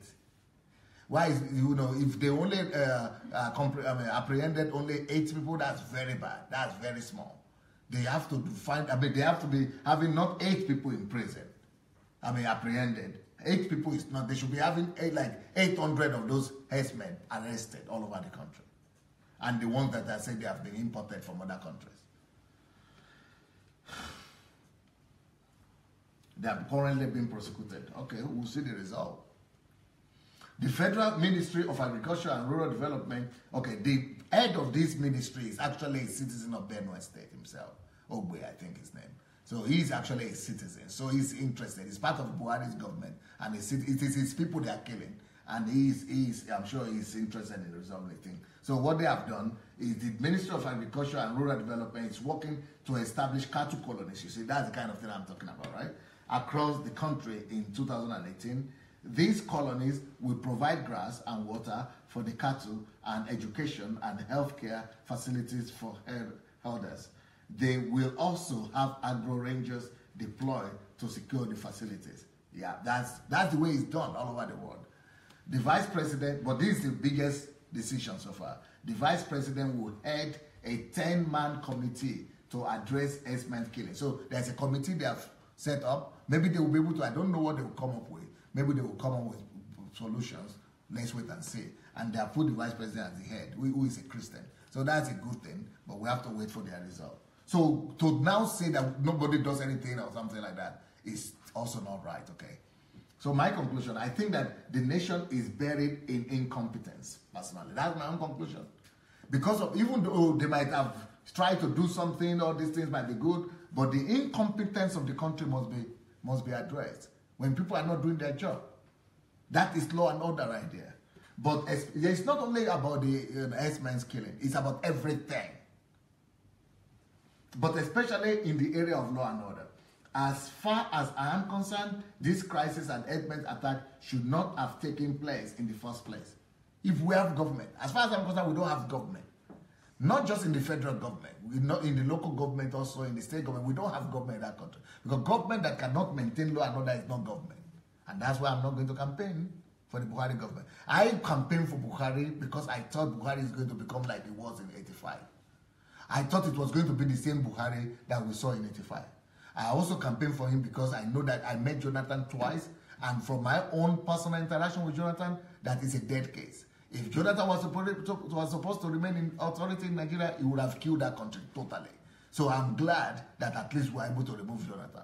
But Buhari is underperforming. He's not doing what I put him there for personally, what I campaigned for him to be there for. He was supposed to be bringing order, law and order. That is why I campaigned for him, because that's what he did in '85. As far as I'm concerned, this crisis and herdsmen attack should not have taken place in the first place. The government should take responsibility for the inability to carry out their constitutional duties. Now, that is one part of the thing. That is one part of the discussion. The second thing I want to do today, this is for you, for the sake of those of you who respect me, who think I'm worth listening to, or I could give some wisdom. Now, some notable achievements of Buhari administration. Why am I doing this? Why do I want to give this? So that whenever anybody else comes on to say, okay, I will perform better than Buhari, even though I'm not going to vote for him and I'm not going to campaign for him, but you must have a criteria, you must have a benchmark by which to judge and to decide who to choose. And I'm spending hours and hours, weeks, to prepare these things for you people. I know I'm being abused. I know people are calling me names right now. I know the kind of comments that are coming. But I'm spending my life and hours day in, day out to get these things research done and get this ready. So that at least you'll be able to look and say, okay, this is what this guy has done though. Maybe it's better for him to remain, because if you just want to say, let him go for the sake of going, you will get another person that doesn't have the experience and doesn't have the structure in place, and has to start all over again, and then, you know, it will be perpetual change that will not lead the country anywhere. So let's see what the guy has done. Because right now, in the mind of most Nigerians, the basic attitude is, Buhari has never done anything. He didn't do anything. So for you to know that he has done something, even though for me, what he has done is underperforming, is much more less than I expected, and like I said, the most important thing for me is law and order. And all these things he has done, some of them are good. But, and I'm not doing this sentimentally, you know, I'm not doing this that I'm not going to talk about his good things. No, I'm starting with their biggest achievements. I am talking about all their greatest results. But that still didn't convince me, because, but it's going to help me to decide who deserves, who will be able to do better. That's why I decided to show you people, so that it will help you too, to be able to use this to decide who could do better. Okay, here we go. I want to remind you of my decision earlier that I am not going to be campaigning. I'm repeating this because people are emotional. Our people are emotional and just, they could just say, oh, you should. I'm repeating it so that you know what I'm doing. I'm not going to be campaigning for Buhari administration in 2019. However, my commitment to truth and decision to always judge things by empirical evidence and informed research compels me to look into what the federal government has done so far in regards to this issue we are all talking about, the election I'm talking about. Okay, look at their results. Let's look at their results. Even if you don't want to believe it, just have it. It will help you to choose the next president. Nigerian stock market broke a record, going past 16 trillion. This is Bloomberg. This is Bloomberg. This is not just, hey, it's a lie. No, you cannot just say it's a lie. It is international. It is fact. Okay, 44 billion. This is the highest they've gone. 44 after recession. 44 billion US dollars. That is our Nigerian stock market. So they put the right guy there, because the guy they put there now was one of the leaders of the New York Stock Exchange, and now he came back to Nigeria to head it. So they are doing a good job. That one we cannot deny.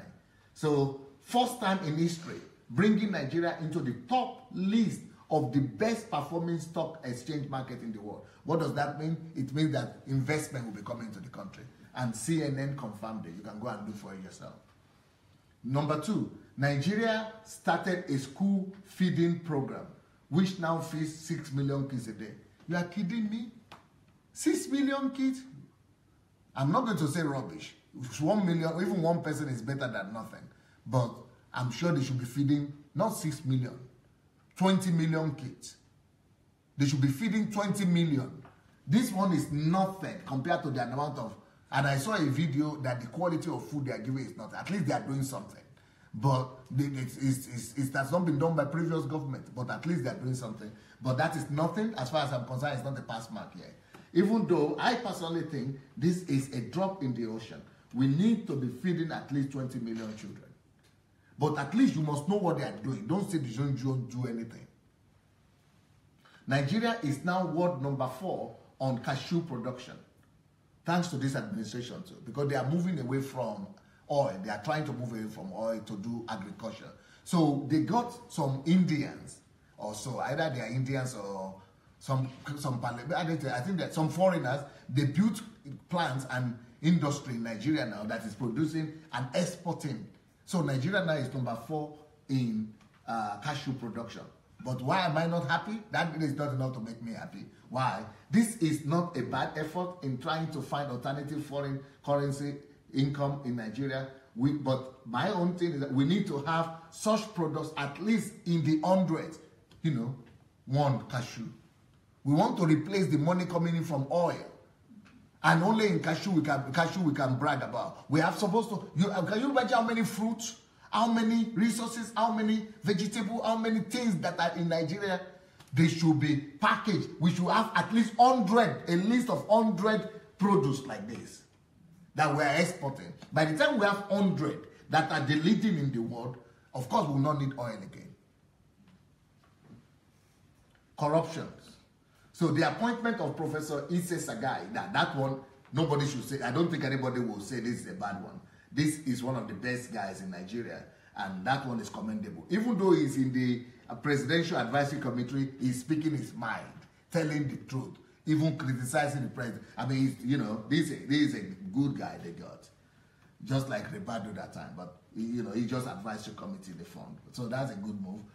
And as at October 2017, the Economic and Financial Crimes Commission, the ICPC, and others have recovered over 800 billion. You know, they were not disclosing this for a long time. 800 billion naira they have recovered. I don't know how much that would be in dollars, but 800 billion is not bad. I think that's about maybe anyway, don't matter. So 800 billion, you can convert it if you want. This is the highest money recovery in the history of Nigeria. But that's still nothing. We know it's 800 billion. It should be $800 billion that has been recovered, not 800 billion naira. Over 200 people so far jailed in anti-corruption fight, including an ex-governor. 200 people, not bad, but I think the whole Nigeria is corporate. You know, of course, you will not join the whole country, but we don't see the fight. This thing they are saying they are fighting, we don't see it. And people in Nigeria, I'm sure they will tell you that they don't see it, they don't feel it. Maybe in the beginning when they first came, yes, but they are even here, from the report I'm hearing from Nigeria, that corruption is even more now. So that's nothing. That's a drop in the ocean. 15 senior judges arrested and under probe. Another first in the nation's history. Not bad, at least because they have to sanctify the judiciary. But is that enough? I'm not sure. Probe of military funds diverted during the Boko Haram fight. Over 20 generals arrested, detained, and tried. There has never been such a massive detention of military generals in Nigeria, except, yeah, well, at least, you know, that was the, you know, the problem of Boko Haram during Jonathan's time. But, you know, the Boko Haram, yeah, we have to give credit to the president and to the administration that they have done a good job with Boko Haram fight. But they have to rebuild at least. They have to rebuild. Several cases in international court, e.g., Diezani Madueke and accomplices currently under trial. But that is, what is that? That is too small. We know the level of corruption in Nigeria. Okay. The chief judge of the federation has set up a special anti-corruption trial committee to fast track and monitor corruption cases. That, you know, we need the result. Nigerians like processes. That's what they like. Talk, talk, talk, talk. Many examples of improvement in government institutions. JAMB, we shouldn't deny these things. These things are real. They are true. JAMB generated 200 million naira in its 40-year history. Can you believe it?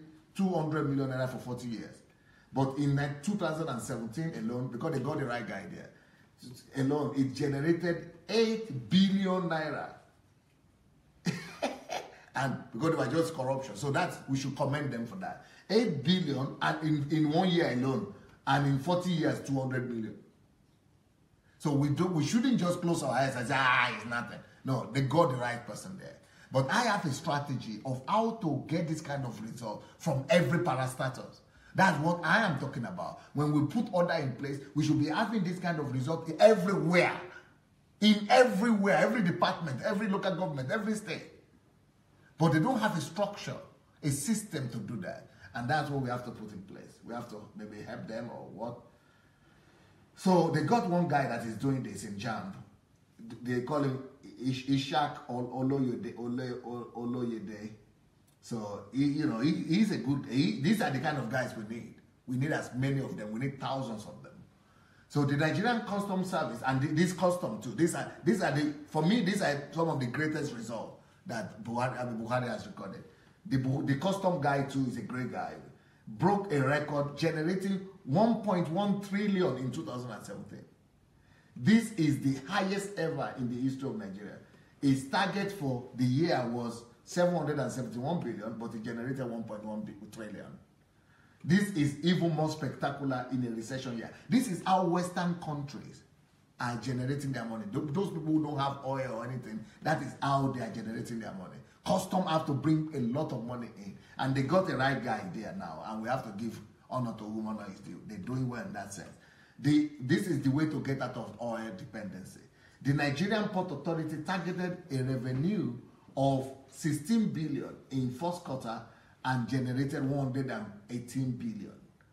Can you believe it? 16 billion was their target, they generated 118 billion. So I personally think that the people who are leading these ministries, Nigerians must know their names. The JAMB, the Nigerian Customs, and the Nigerian Port Authority, all these three people must be celebrated in Nigeria and be given national honors. You know, but Nigerians don't even know them. And people will say, nothing is happening. These kind of people must be trusted to take the country forward. Those are the kind of people we need. So the single treasury account has seen hundreds of government bank accounts closed, saving billions, and forestalling fraud. So far, the TSA has collected trillions of naira. Now, that's a good introduction, by the way, by the ministry. Everybody is criticizing that lady, Minister of Finance, but she came up with this idea. Beautiful. Maybe she's not the one who came up with it, but she implemented it. Signing of anti-corruption agreement with United Arab Emirates, opening the door to retrieving billions stashed in the country. In that OAU, Arab Emirates, we have Nigerians have money there, all stolen that money from Nigeria. But we have not seen it. We want the result, not just signing. This thing has been signed for 2 years now, and we are still waiting for the result. So that's why I'm not going to support Buhari, because I need result. Over 400,000 ghost workers eliminated from federal government payroll. That's not bad, but I think they are maybe 10 times more than that. Launching of a whistleblowing program which has led to the recovery of tens of millions. I think this is one of the most brilliant initiatives that they have done, because all those things they have recovered because of the whistleblowing people. So we must commend some of the things they have done. 13, federal government efficiency unit set up. Okay, saving Nigeria of 1 billion naira from reduction of sitting allowances, cutting out surveillance, and saving 1 billion. But these are nothing, because all our oil money is going to running the government, and we're only saving 1 billion.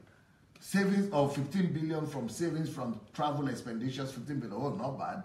So we must say that at least they are doing some things right. They are getting some things right. But maybe we are not satisfied with the amount, but at least they are doing something. 1 billion saved from reduction of meals and refreshment. They are saving 15 billion per month from clean up payrolls. Can you imagine? These are the things they were paying for people just cleaning. 15 billion they saved. The president no longer gets involved in procurement and awarding of contracts. This is very important. Before, Jonathan was just awarding contracts left, right, and center. It has to be a system. Not president should be doing that. It has to be a system. Security. Global Terrorism Index published Nigeria as the most improved country with over 80% decline in terrorism-related incidents. Now, I think this was before the latest Benue Herdsmen'S. This is international figure, but I think these people are giving something before the Herdsmen'S attack. And they are giving Nigeria this credit only thanks to Boko Haram's reduction. But apart from Boko Haram, we still have other issues. Relative peace returned to Northeast. Schools reopened after over 4 years. Many Chibok girls recovered, but not all. Federal highways reopened after many years. Bono Airport reopened after many years. Zanzibar Forest largely captured. But we want our country back. That's why we elected you. All these are good, but these are still, these are nothing compared to the way Nigeria was. That place was in peace before, and people were living normally. That's what we want back. Calm return to Niger Delta region maybe I will not say to the end. I just think that they're just giving those people money, and those people are just, taking federal government's money. I think we need some alternative solution to those militancy situations. Military carrying out operations in states to reduce incidents of rustling, herdsmen, terrorists, but it has not been reduced.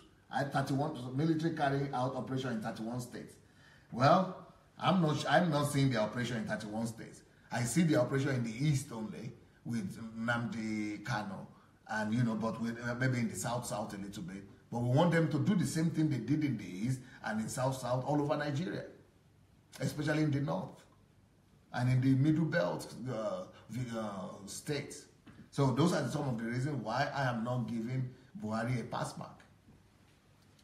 Nigeria's biggest kidnapper, Evans, arrested. U.S. Agreeing to sell military jets to Nigeria. This against because they didn't want to sell before. Well, it could be, of course it's better than what we have with Jonathan, but still. No terror bombing in Abuja since 2015, an improvement on the 7 bombings which occurred between 2012 to 2015. Biafra agitation related. Well, this one, I'm really happy with this one. I'm really happy with this Biafra agitation related something. Not the Nnamdi Kanu, but what I'm really happy with is agreement to pay 80 billion naira in compensation to Biafra for rebuilding of the Biafra, eastern part of Nigeria, and payment of pensions to ex-Biafra police officers who were granted pardons in the year 2000. This is a good one. This is a good movement. Because the Eastern Igbo people, they are thinking that they have been marginalized, and especially it is a good movement to calm down the tension in that area. So we shouldn't say it's a bad thing. I think it's a good one. Social Security, over 100,000 poorest of the poor families receive a conditional cash transfer of 5. The only problem I have with this Biafra thing, so that it will not be the same thing like the Niger Delta states. Yeah, it's Delta, what they call them. Is it Niger Delta state they call them? That are receiving the 13% every month, and we can't see any result. 13% of our national budget every month, we can't see any result. So that this Biafra thing will not be like that too. So 100,000 people are receiving conditional cash transfer, but they promise us 5 million. I remember they promised us 5 million. Who are the poorest in Nigeria? Instead of 5 million, what is 100,000? That is like a drop in the ocean. We need at least 5 million people to receive that kind of support with the things that are happening in Nigeria now, with the level of poverty in the country. Almost 200,000 youth employed in End Power program to assist with teaching, community service. But what is 200,000 employment? What is 200,000 employment in 3 years? You are kidding me? They promised us that they will be doing 2 million or 5 million employment? I think they said 5 million employment every year. That's what they promised. So from 5 million, you are now having 200,000. That's rubbish. Who are you fooling? I mean, I think they are doing something, don't let me get emotional again myself. But at least, the 200,000 job is nothing. Currently, recruitment is ongoing to employ additional 300. Look at what they're talking about. Is that employment, the kind of employment we need? That's why the country is suffering. Okay, next one. 250,000 artisans, traders, and farmers given loans.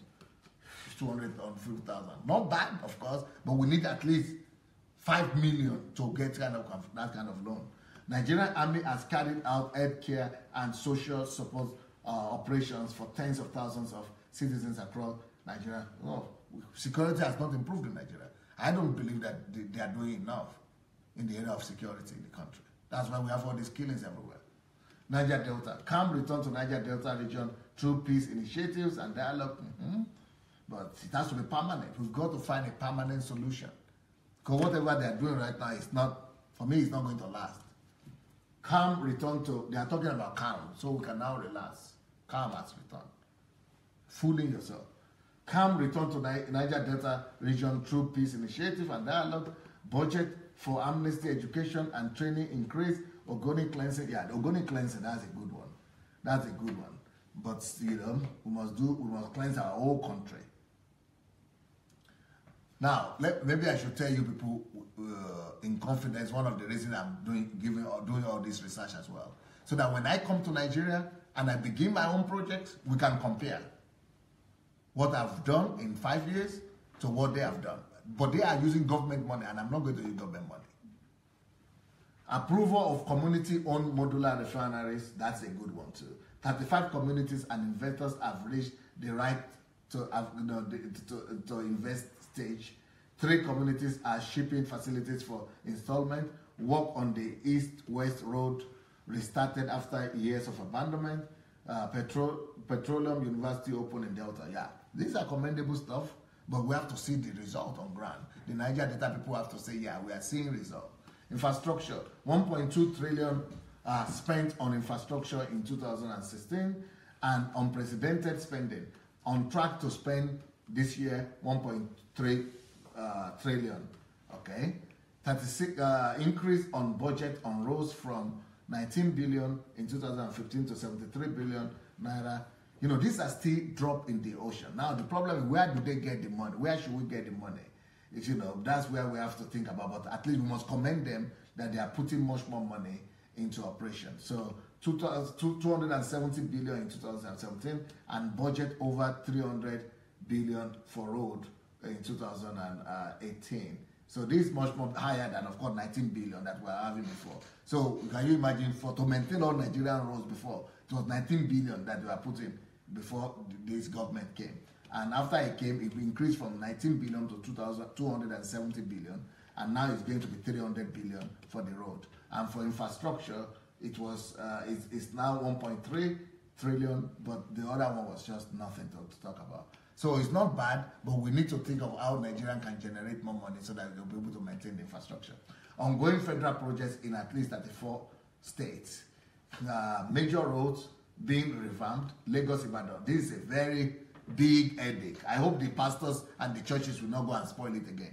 But at least there is a solution. Federal government is coming with a solution to the Lagos Ibadan Expressway, progressing to near completion after being troubled for over a decade. So that Lagos Ibadan, I think people should be happy with that one.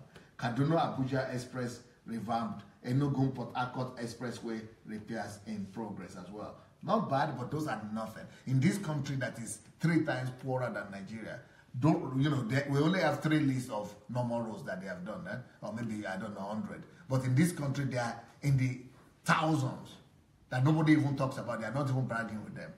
So we need to be doing those kind of things in the thousands. Boni Bodo Expressway project commenced. East-West Road scheduled for completion after years of abandonment. An additional 25 federal roads in progress across 25. What is that? 25 federal roads. They're supposed to be having 2,000 federal roads under repairs. I think we should be building minimum 2,500 roads constructed and repairs or whatever. Abuja Airport runway redone successfully after 30 years in use. Federal housing, why 30 years in use? Because no order, no system. Federal housing projects launched in 31 states with over 2,000 houses under construction. The first time in decades, 2,000 houses for all of Nigeria, which is 200 million. You should be talking at least 2 million homes, not 2,000. Work on second Niger bridge resumed, improving power supply. By the way, people said the power supply is really improving, but who knows? But only people who are there can tell, but they say they are improving.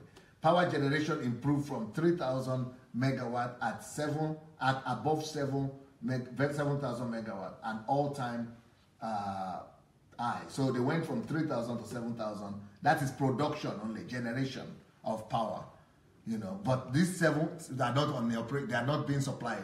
Let's see now distribution. Distribution is only 5. So they are generating 7. They are distributing 5, but the country needs 40,000 is what we need, and they are only doing 7, and they are praising themselves. But we were having 3 before, but we need 40,000 of this. They are only having, and they are only distributing 5,000, and we need 40 or 45.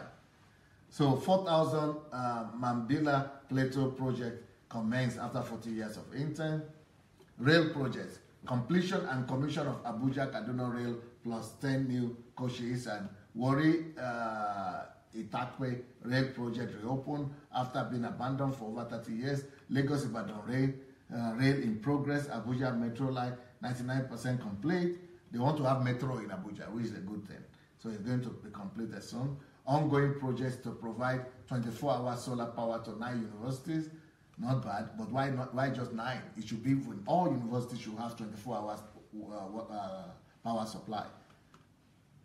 37 federal government, federal universities, 9 in 37, Kaduna and Dry Port open. So what I'm saying, I'm just showing you some of the results there, what this government has been able to do. Even though I'm not satisfied personally, but when another one will come and tell us story, talk, we'll be able to use fact and statistics to be able to weigh what those people who are coming, who are saying they want to become president, what they have done or what they can do. We'll be able to have at least on what basis to begin to judge those ones. So business and economy. Nigeria moved up 24 places forward in the World Bank statistic, global ease of doing business ranking, from 169 to 145. No, I don't know if that is a progress, but 24 places on top, maybe not bad. This puts Nigeria among the world's top 10 reformers. Nigeria placed 6th place globally in access to credit for SMEs, small loans. Foreign reserve growth from 28 billion to 40 billion. Yeah, that's a good one. Foreign reserve grew from 28 billion to 40 billion at a time when all prices have that. This one we must give it to them. So they are able to generate money apart from oil. Because this is spectacular because it depreciated from 62 billion to 29 billion from 2009 to 15, despite Nigeria's biggest oil boom.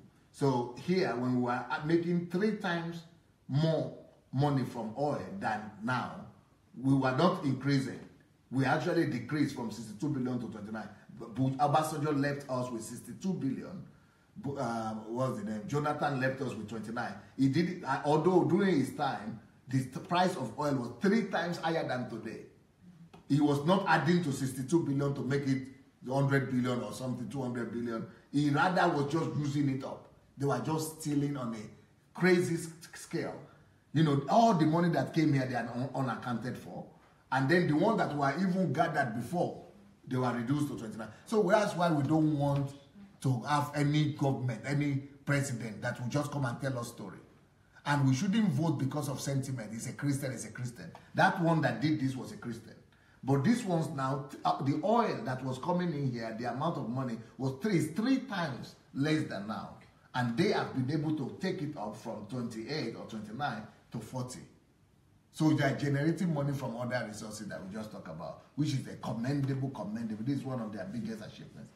Investment of 500 million into foreign wealth fund, first time since funding the fund in 2011, and despite the crash in oil price, Nigerians been. So it means the Minister of Finance of somebody is doing something, doing something with his head. Nigeria's trade balance crossed into positive territory after deficit. This boosted the agricultural export. Now, this agricultural export alone, if we have order, law and order there, and put structure, this one alone could generate much more money than oil is giving us. That's why I'm not voting for Buhari. I'm not going to campaign for Buhari because they have not done enough. Over 2 trillion naira from Paris crop reform shared to states to help with massive backlogs of state accounts. Yeah, it's good that they are helping the states, but personally, I would take the governors, I would make them to be accountable. Why are they saying they want to become governors if they are only there to share money? Governors should not be allowed to be sharing money. No money should be given to them. You should be only voted in if you can give us the plan of how you are going to generate money from your state. And if whatever you are going to generate from your state is what should sustain your state. You shouldn't, be relying to become governors just so that you just come here to share money from the federal government. That is robbery. That is theft. Salaries owed to federal civil servants since 2011 being paid. Salaries owed defunct Nigeria Airways workers since 2011 approved for payment. 2002 salaries. 52,000 cooks supported the school feeding program in over, so that's employment of those people. 28 schools in the country, in 19 states.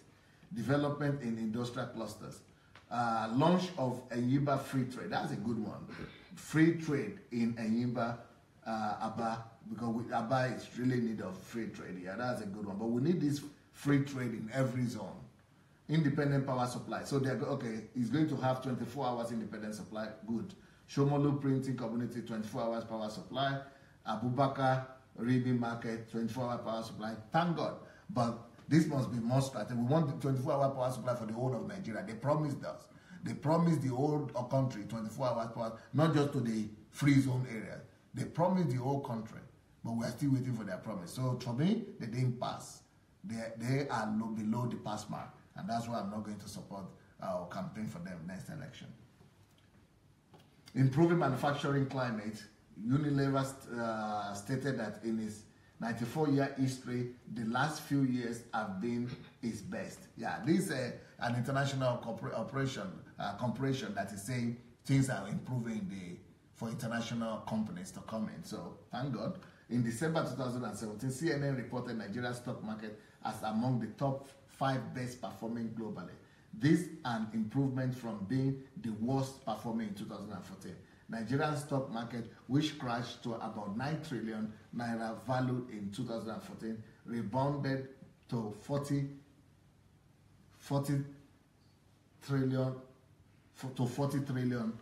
months high, to 40 months high by November 2017. It is now above 13 trillion. So from what? 9 trillion to 13 trillion in value. In 2018, Nigerian budget non-oil revenue is about to surpass oil revenue for the first time since 73. This is a big one. This is a big one. This is a big one. That for the first time since 1970, since we found oil, since we started doing commercial oil, mass production of oil, since oil boom, this is when oil boom started. Since oil boom, the first time we are going to be having non-oil revenue surpassing oil revenue. That is going to be the first time. Budget in 2017 consecutively largest in Nigeria's history. Yeah, we cannot deny that one. Agriculture, rice revolution, rice import reduced by 70%. Local production now 7 million metric. Not bad, but that's a good move in the right direction. Cost of fertilizer reduced by 50%, but they promised us that we will not import fertilizer again, and we'll be producing our own. And rice also, they said we'll be independent, but so that's why I'm not giving them pass mark. Opening of rice mills, all that, as the Olam Ashray in Kaduna, one of the largest on the African continent, opened in 2017. Disbursement of 5 billion to 250,000 small holder farmers in 31 states, covering 286 acres of land. That's all that drop in the ocean. Solid minerals, growth in the sector, first positive output ever. For the first time bringing money. Nigeria now rated on Fraser's Index as a mining destination. Ongoing construction of Butemen plant in Ondo. 30 billion solid mineral development fund established. Intervention and settlement of Ajaokuta Legote Tozo plant to recommence 2018. Intervention in Alscon Aluminium Aqua Ibon Tozo plant to restart 2018. Military. Restart of Nigerian military hardware manufacturing. Supply contract with Inoson Group to supply part of Air Force and vehicle for military. These are good development, but we have to develop our own industrial complex. Manufacturing of naval vessel by Nigerian Navy. Refurbishing of facilities across the nation. Degradation of Boko Haram. Healthcare, Abuja Cancer Center open with capacity to treat 100 patients. Can you imagine 100 patients? This is supposed to be in every local government. Daily, equipment for this facility were imported and abandoned in the container since 2013. So that's it. We have to give them at least that they are doing something. 24-hour solar power project for selected hospitals. Set up of 390 diabetes clinics nationally. Not bad. My conclusion, it is impossible, get ready to never carry something. it is impossible not to notice the clear result that have been attained by the Buhari administration. However, I personally think this is too little and too insignificant for a whole government. The federal government of Nigeria to say this is their achievement in the past 3 years. That is why I will not be campaigning for their government in the next election. I personally believe that by the grace of God, we will be able to do much more better than this without even being in the government. Once we are on ground, by the grace of God, that I'm talking about Nigerian Transformation Project. My advice to all who listen to me is to take advantage of this statistic and use it as a benchmark. This is our minimum. This is our starting line to pick or to choose to any preferred candidate in the next election. But if we are not going to find anybody that is able to do better, we better vote for Buhari to remain. Benchmark to decide on whom to vote for in the year 2019 election. Anybody you choose to vote for must be able to surpass this modest record by Buhari and his team. If not, it is better to let Buhari continue with his duties. Okay, let's show you the video.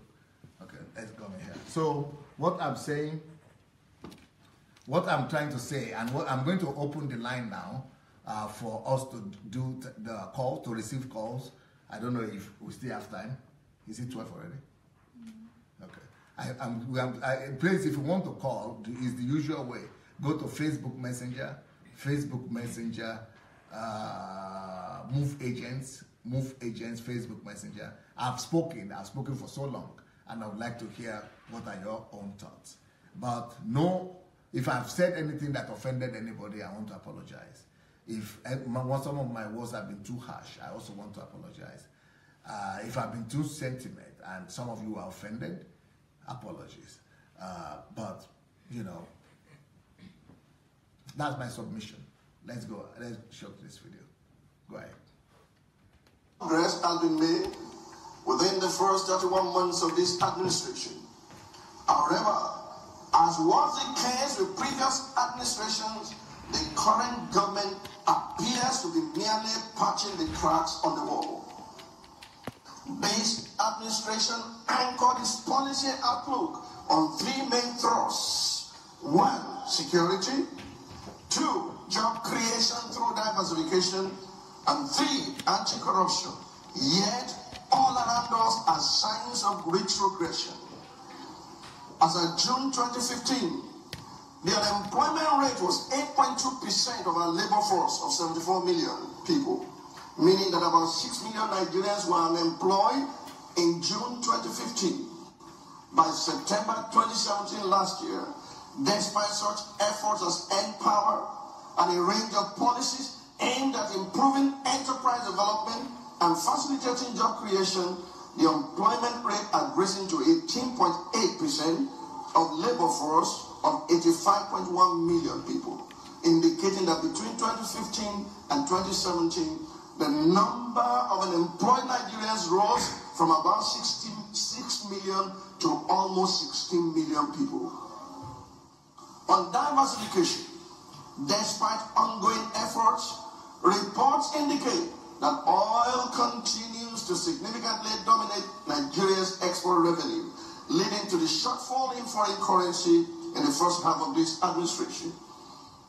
In essence, we have been unable to export much beyond crude, as oil still accounts for over 90% of total exports revenue. Just like crude, our economy is very crude.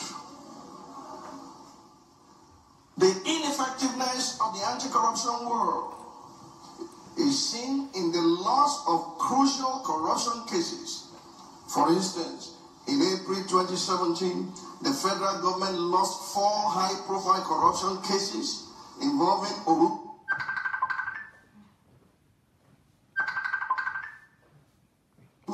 Adelaja, Madam Patience. 4 high-profile corrupt in 96 hours. These losses are in addition to bizarre developments such as the failure of the government to confirm a substantive chairman for the Economic and Financial Crimes Commission, EFCC.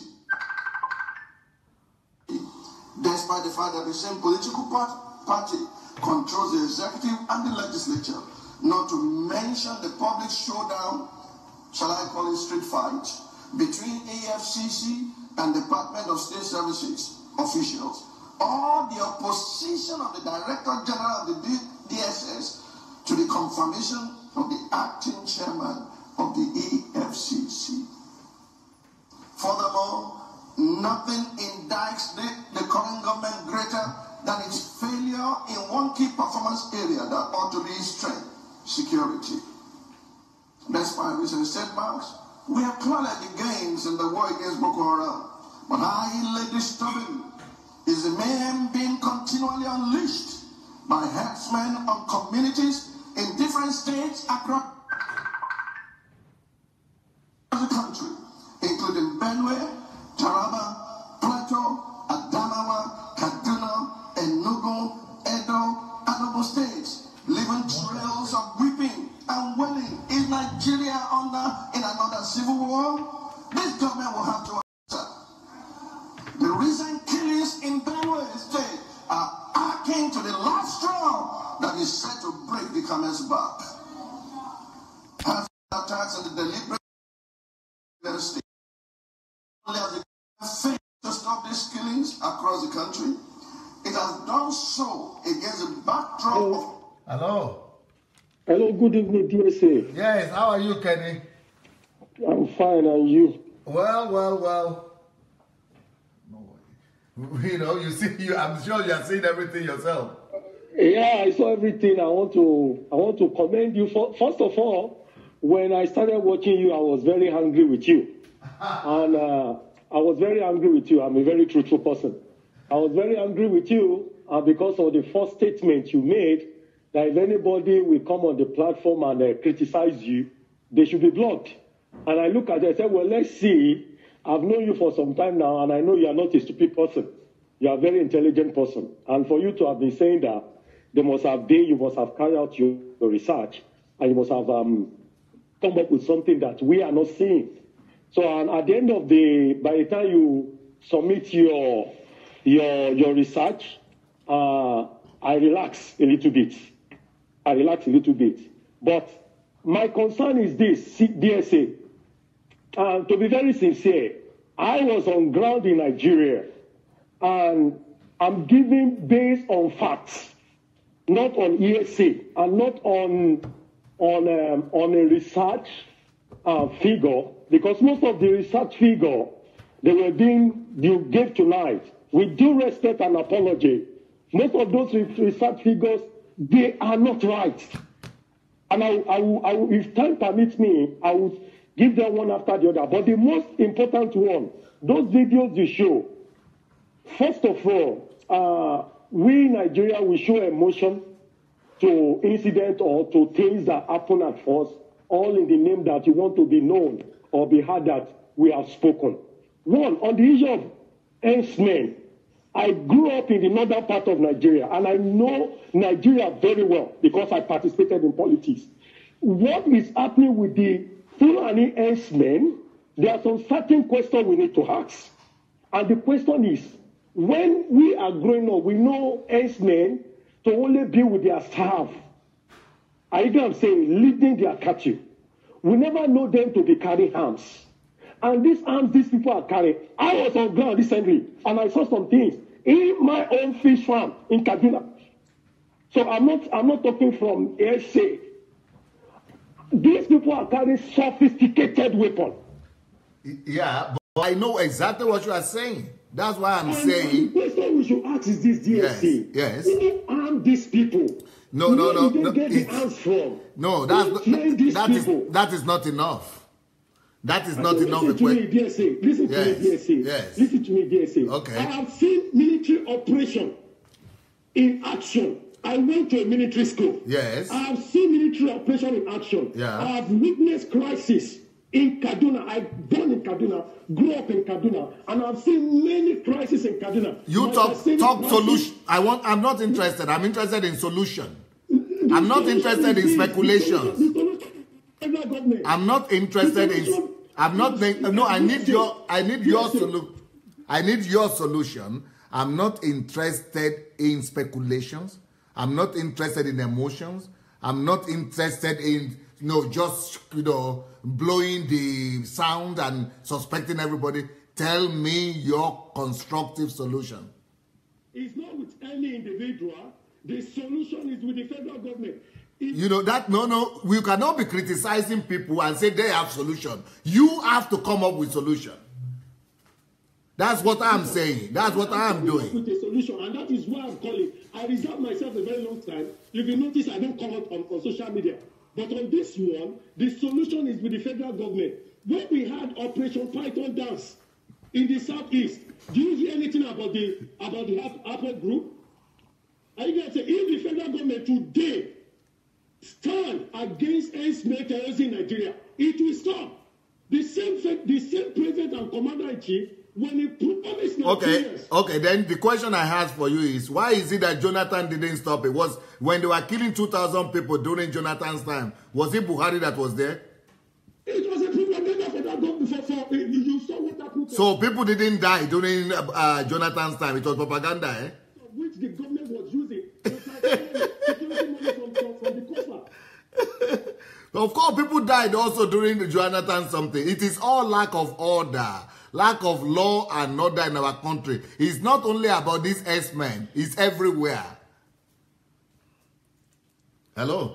DSA. Yes. The truth of the matter, being on ground is different from hearing. I know what I'm saying. It's different from hearing from afar. You made a statement that, well, this government has failed and you are not going to vote for them or you're not going to campaign for them. I personally also campaign for them. But the truth of the matter is, when you have solution, I'm telling you today, 100% assurance today. If you go to Nigeria and give your advice to the government today, they will only listen to you, but they will not implement it. And if you don't have the government apparatus, you don't have what backs you to implement those things, you will be frustrated. That is the truth of the matter. But it doesn't matter who is there.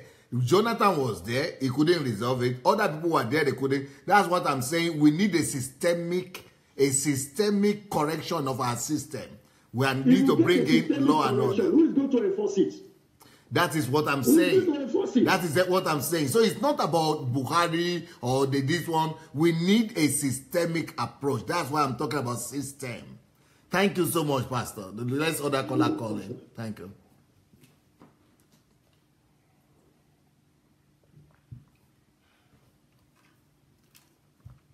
You see, what I'm saying is that, okay, this problem didn't stand now. We need a law and order situation whereby we'll be able to put things in place in the whole country. It's not just about herdsmen. We have more problem than that, and everything. Look at every single problem we have in the country is hinged on lack of law and order. It's all connected to lack of law and order. That's just one thing. But there are other things that we have to put in place, but it has to start with that law and order thing. Because you are saying that the federal government are the ones to resolve it. That is not an answer. If I am criticizing the federal government, then I'm saying, okay, federal government, you two, you are the one to resolve it. But why am I criticizing them? I must come up with a solution that is different from, that will be better than what the federal government is providing right now. Hello? Hello? Yep. Hello? Yes, who is this, please? It's a SARS, sir. Good evening, sir. SARS, how are you? Well, I'm fine now. How, sir? Oh, well, I just want to... Yes. Yeah, you want to thank you. You are a good example of a leadership. Because when you started, I was so hard, I was not so hard comfortable. When you ended, I was comfortable. Only my contribution I want to make is that the issue of herdsmen killing, where but the pastors have no support on what they are saying. So the truth of the matter, you know that the security force is in the hand of the government, especially the hand of the presidencies. That is the law Nigeria is operating. Yes. That is the law Nigeria operating. I cannot blame the Senate because they are trying their best. All right. I said the president. Osas. I said the president. Now, just a lot of people are saying the same thing you are saying. You are saying the same thing. Kenny is saying the same thing. One James Johnson is saying the same thing here. That who is enforcing law and order in any country? Is it not the government? It is the government. Now, that is why exactly, but you don't know how to make the government work. You don't know how to make law and order work. I know. That's the difference. You know, there is a different approach. You people are just talking. Oh, he's not doing it. Let them go and do it. But I have an approach that is going to make government to do it. Maybe not this government or any government, but I have an approach. I have a solution that will make the government to. That's what you should be asking for. Is apart from talking and shouting. Hello? Yes. Yeah, I understand this, sir. You know that, let me just tell you, issue of IG, the Inspector General of Police. You know that a senator from Bauchi State, he report IG to the Senate. He said that IG collect, I'm sorry to say it, I need to say it, IG collect 10 billion to post Commissioner of Police each state. This is our allegation in the Senate House. They invite IG of Police, he will refuse to appear in the Senate. This period, the president was in treatment in London. When the president came back, IG went to go and see the president. After he saw the president, before he now appeared in the Senate, as he was coming to Senate, he called with lawyer. You understand what I said? After he met the president, he went to go and report the matter. He went to go and report the matter in the courts. When he came to the Senate floor, he now said that the matter is in court. He cannot discuss the matter in the Senate. He said now asking, we send message before you went to court. We are the one that send you letter first. He said, don't have any to answer. Okay. I understand you, Osas. We listen, Osas. Now, somebody also is supporting you here. Someone just said here, I have been following DSA and I agree with his teaching, but I don't understand why he's still supporting this government that has obviously failed. No, yeah, but you just heard me that I'm not supporting the government. I'm just saying we shouldn't be like the government too. We shouldn't be, our reaction should be constructive. Our reaction should be constructive and civilized. The fact that I don't agree with the government, that doesn't mean I will come low to just reacting and talking and shouting and doing what Nigerians do. That is what we must correct. We must respond in a civilized manner. That is true. That is true. What we have to look for solution. That is the only thing we have to look for. And for the extent that the president's wife to be start sharing what he's saying in his own post. I heard it in channel news. I heard it in internet. You know that this something is beyond. Osas, what you are saying now is called emotion. You are not coming out with concrete, well-researched out answer and solution. You are just vexing your emotions. Yeah, the solution we have to look for now, the solution we have to look for. Like President Buhari, I love him. I campaign for him. Because what Jonathan was did, the way the money was missing in Nigeria, I personally campaign for Buhari because I want Nigeria to move forward. But the only issue we have now, the president, our president is so old. Buhari is a straightforward man. Many things decided before Buhari's table. You remember what happened to the second to the federation? You know how much we're moving. Buhari did not know. I have sat with the government. I know how it is to treat a file. And if Buhari cannot treat a file, the only solution we have to look for is for all to sit down. Especially we all to sit down and look for somebody. If someone like you can have a opportunity to be there. Also, you remember those 2 points that I spoke about? That 2 points that we must not be repeating. 2 mistakes. The mistake number 1, to just talk without bringing constructive solution. Number 2, we shouldn't just be making statements because we are angry and emotional. Emotion doesn't lead to solution though. It is only constructive answer and solution. Thank you so much, Osas. Let's listen to the next one.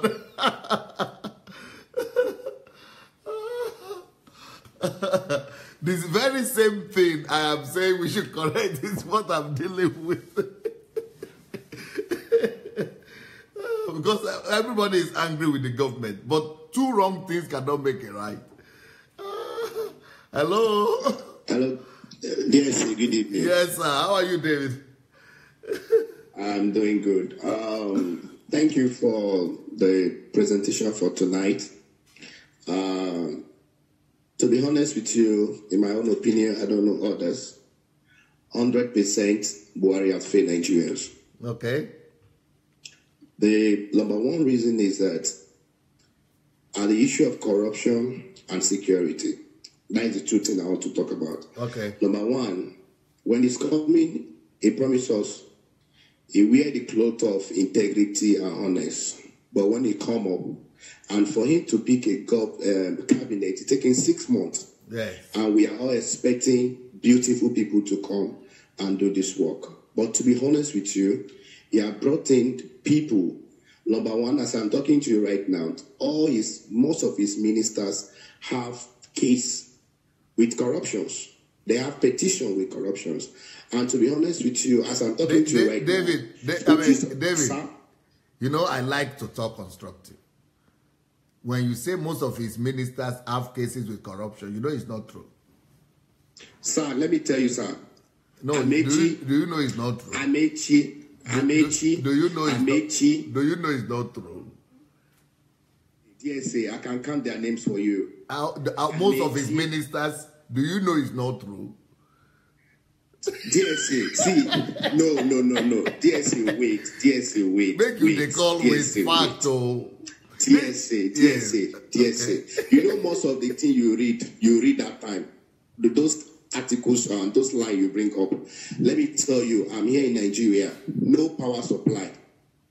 Ogoniland, there's no cleaning going on. And the people even protested. They show it day before yesterday on TV.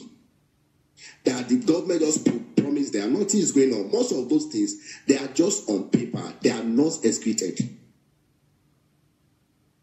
And most of those... Including the ones from international statistics, right? From international organizations. DSA, these guys have the government money. They can pay the journalists to do anything they want. Okay, David. This is the kind of talk that has led Nigeria to where it is now. Exactly this kind of talk. Go to our parliament. You will see exactly everybody is talking like you. This is what we must change. We must change ourselves. You know, reformation must start from ourselves. If we ourselves, we are just like them. Talk. No fact.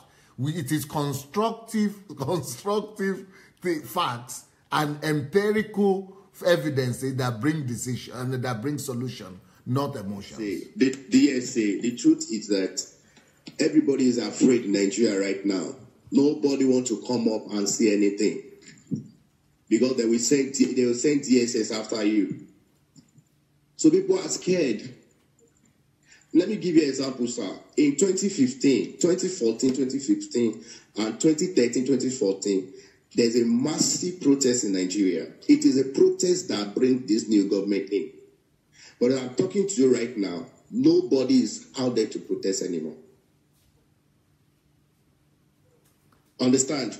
No, you know. So, the truth is that we ourselves... David, you are talking that there is everybody is afraid in Nigeria to protest and to speak out, to speak the truth. You know it's not true also.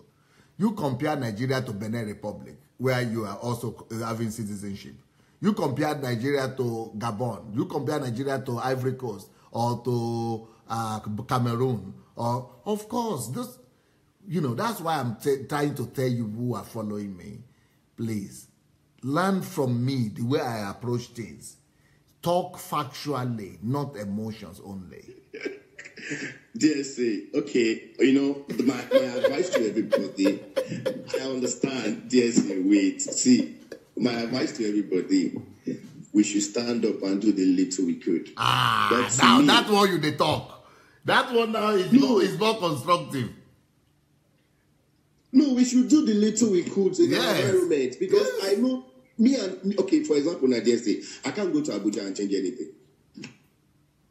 But what you said now is the most important thing you just said. Let every one of us, wherever they are, begin to do something. But just venting emotions and talking here, say things that are not really factual is not. We don't develop that way. And the reason I'm taking the time to tell you all these things is because you will be able to also influence other people. By the time I am able to open your eyes to see how to constructively resolve situations and to talk politics, then you'll be able to influence another one. Another person will be also changed. Thank you so much. Yes. Let other people call in. Yes. No problem. Oh, they won't kill man. This very same thing I'm repeating is that they're not hearing me. Because everybody is angry. So the anger goes ahead of the... Hello? Oh, dear, sir. Yes, sir. Because everybody is angry. You have to remove the... Hello, dear, sir. Yes, I hear you now. Yes, sir. Have you removed... Coming from... it's like, have you removed the... Ontario, Canada. Have you removed the sound? You've got to remove the sound on the background because it's disturbing. Or go to another place where there is no sound. I'm going to mute it now. Okay. I've muted it on Okay, my now. iPad. I'm actually watching you on my iPad. Okay, it's good now. It's good now. I've actually... Okay. This is going to be a bit didactic. Yes. Can you hear me, sir? Very well, very well. Because I might need just a bit above 3 minutes, maybe 4 to 5 minutes. Yes, please. But it has to be constructive. If it's not constructive, I'm going to cut you short. Yeah, it's okay. Okay. Now, whatever is happening in Nigeria with the Fulani herdsmen is a microcosm of the bigger picture. There is something that has been in Nigeria since independence. Our forefathers, the politicians, they knew about this. They call it the Hausa Fulani hegemony. That is the impulse, the impetus of the Hausa and the Fulani people to hold on to power at all cost. Why must they hold on to power at all cost? The reason is very simple. Hello, what's your name? Jones. What's the first name?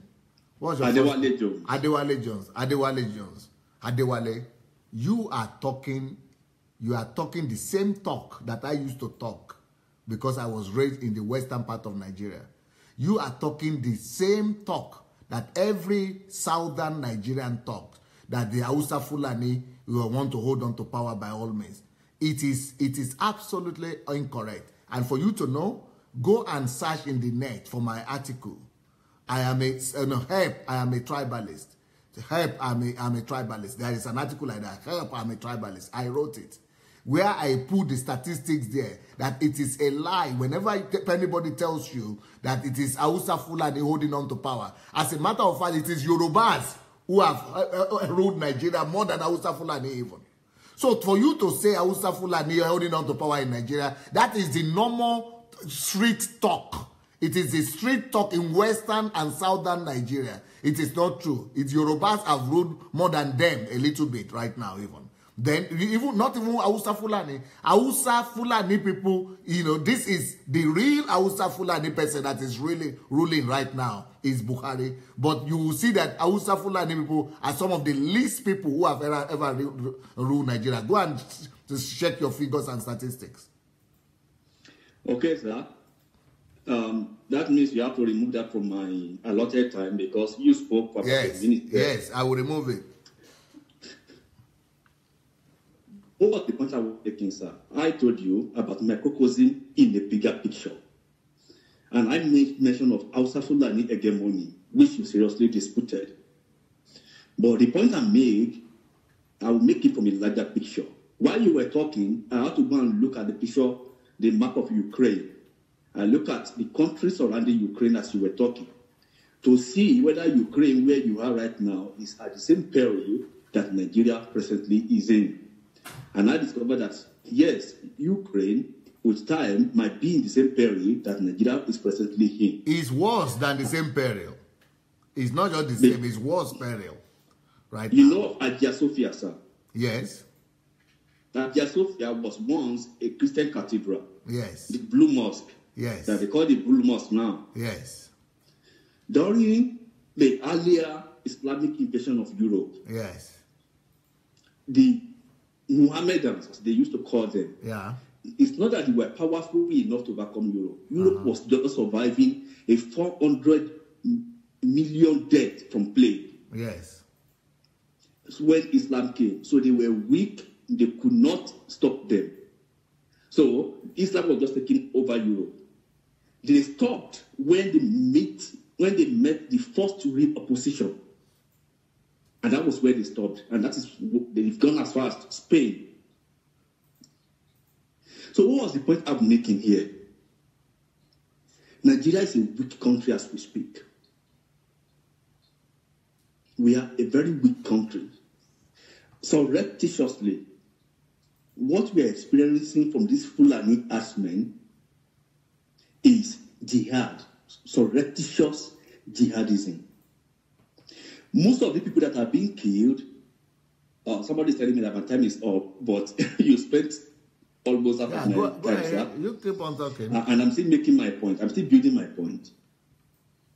Most of the people that are being killed, if you look at them in Benue, most of the people that are being killed, especially in Benue, in Jos, these are Christian hotbeds. Real evangelism, real Christianization, winning of souls is going on in Jos, is going on in Benue by devout sacrifice. I'm saying this with all eagerness and with all, because what these people did, I could not do it. People devoted themselves, went on missionary journeys, and winning souls. They sacrificed family and everything, and they are winning souls in Benue and in Jos. Christian activity, not the mesmerized gospel that we have in the southwest. Make your point. Make your point. Make your point. Make your point. The real Christian activity is going on in this area, and this is where these people are being killed. So this is where we are being attacked. This is jihad in action. But didn't you hear my response? What you are trying to say, are you trying to say that we should respond, as we should go and fight jihad, like the crusade that was done in Europe? I said, if you had my presentation properly, I said it's an ideological warfare. It's an ideological thing that we have to approach it ideologically. That there are two ways to approach it. One, to resolve it through the herdsman thing, like, the colonies and ranches. But the other one that I spoke about was about ideology. An ideological war is fought this a different way, not by shouting like this. And, that is a strategic something. Yes, sir. I was following your train of thought, sir, carefully. I was following your train of thought carefully. So that is the way I will advise that. Yes. Hello, sir? Yes, go ahead. When you go to that ideological part, I have the answer for that already. Okay. And the answer for that is in history. I know you are a student of history. Islam thrives with ignorance. Yeah, but you will not give me the answer now. I know the answer myself. Yes, the answer, sir. Yes. Islam thrives. But you had me now. You are repeating what I've already said, Adewale. I told you that if they know what I know, that no Nigerian will even be a Muslim self. So we are not going to discuss that now. You want to find out? I've read the Quran, sir. I've read part of the Quran. I don't argue now. I just say it's not time. I'm just saying it's not time to discuss it on the call now. Otherwise, other people will not call in. Okay, sir. Thank you so much. Just to go. Yes. Just to go. I just want to say that defeating that ideology may be good, but it's not going to work. It did not work in Europe. It did not work in North Africa. The first bishop of Alexandria in Egypt the bishopric of Alexandria in Egypt went to Islam. They faced it with ideological response, but it did not work. The Islam is an antithesis of the gospel. It's an antithesis of Christianity. Maybe when it's an antithesis written to counter the Bible. Yes, I know exactly what you mean. Maybe we are going to meet and talk about that later on. I know exactly all those things you are telling me. I know them. So don't just assume that I don't. Believe me, I do. Thank you so much.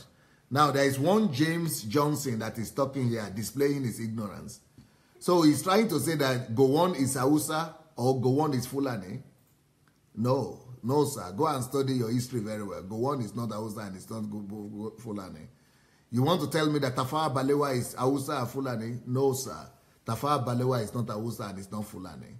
Abacha, some people can still argue, but Abacha too is not even Hausa.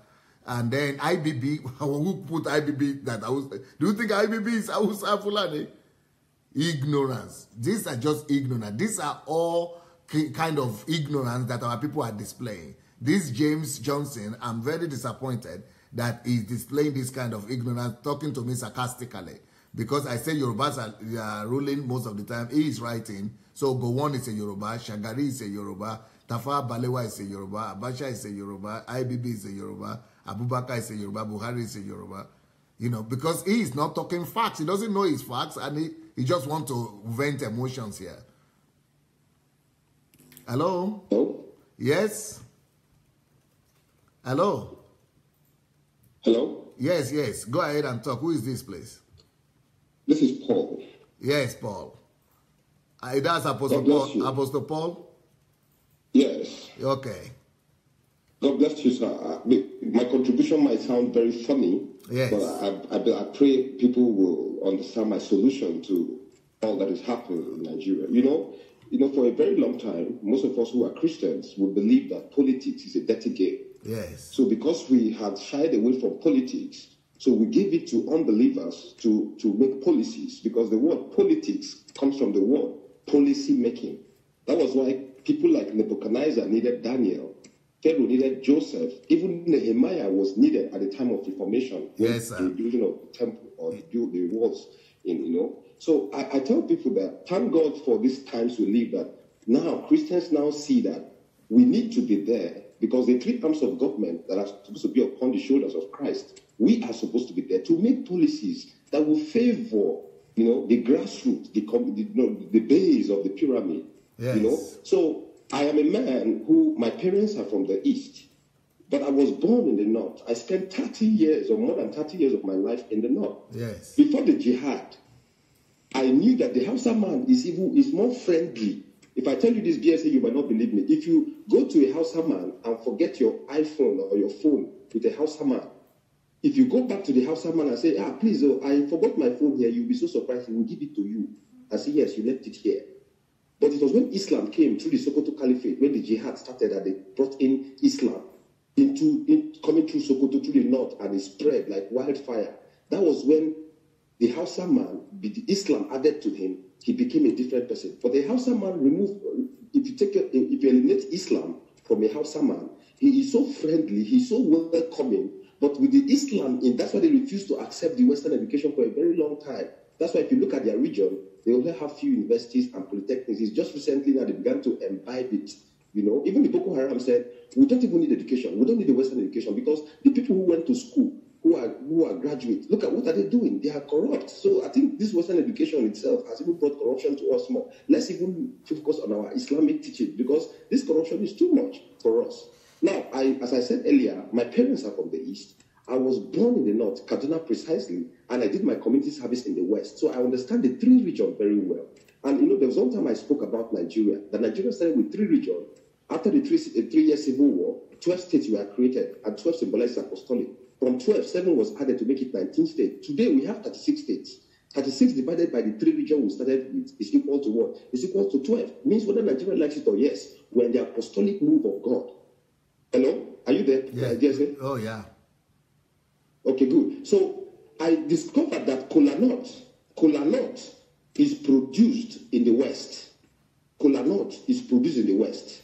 Kola nut is worshipped in the East. If you want to come marry a Igbo girl, you must bring kola, or else you might not even be able to say a word. Then in the north, cola is consumed. I repeat it. Cola nut is produced in the west, worshipped in the east, and consumed in the north. So I was even trying to say, if we are going to make a proposal, our coat of arms needs to be changed somehow. That coat of arms we have, because the eagle there is only steel oil.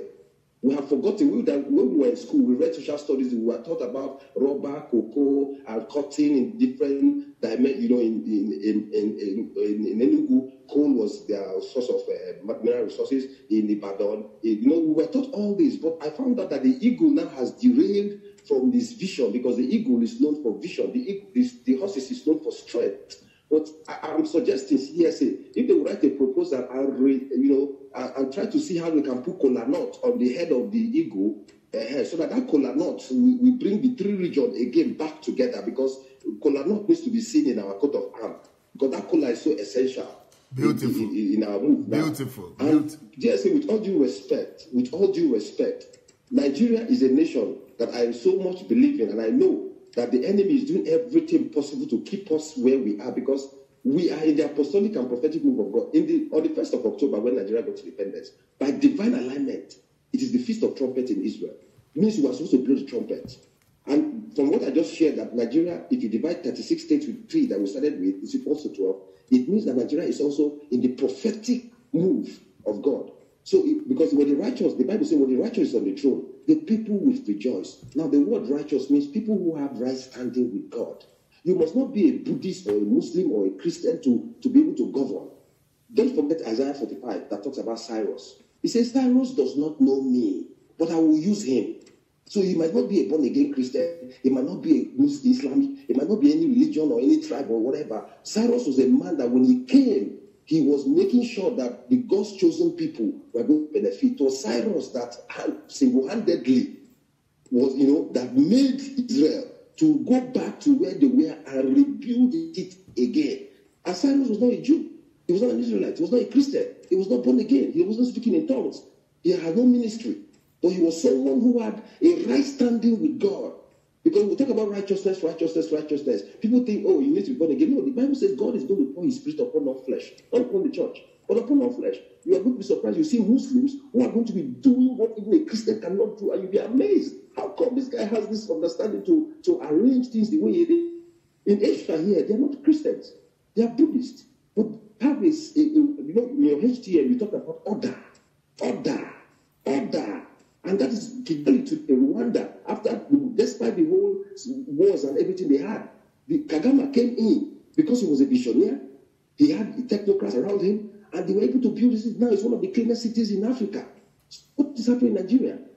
Why can't we have the understanding to know that despite the 3 regions that Nigeria has, because this 3 regions is, to me personally, if you ask me DSA, let us bring Nigeria the way the US democracy is. Let every region have monopoly of their resources so that it will not come from the center. Let the East have their own police. Because why? Kidnappers, ritualists, all these people that do things in the West or in the East or in the North, if the police people are recruited from that region, it will be easy for those police to identify the culprits behind that. Because if you recruit a Hausa man from the North to come and be a police in the West, he will not know the people who are criminals.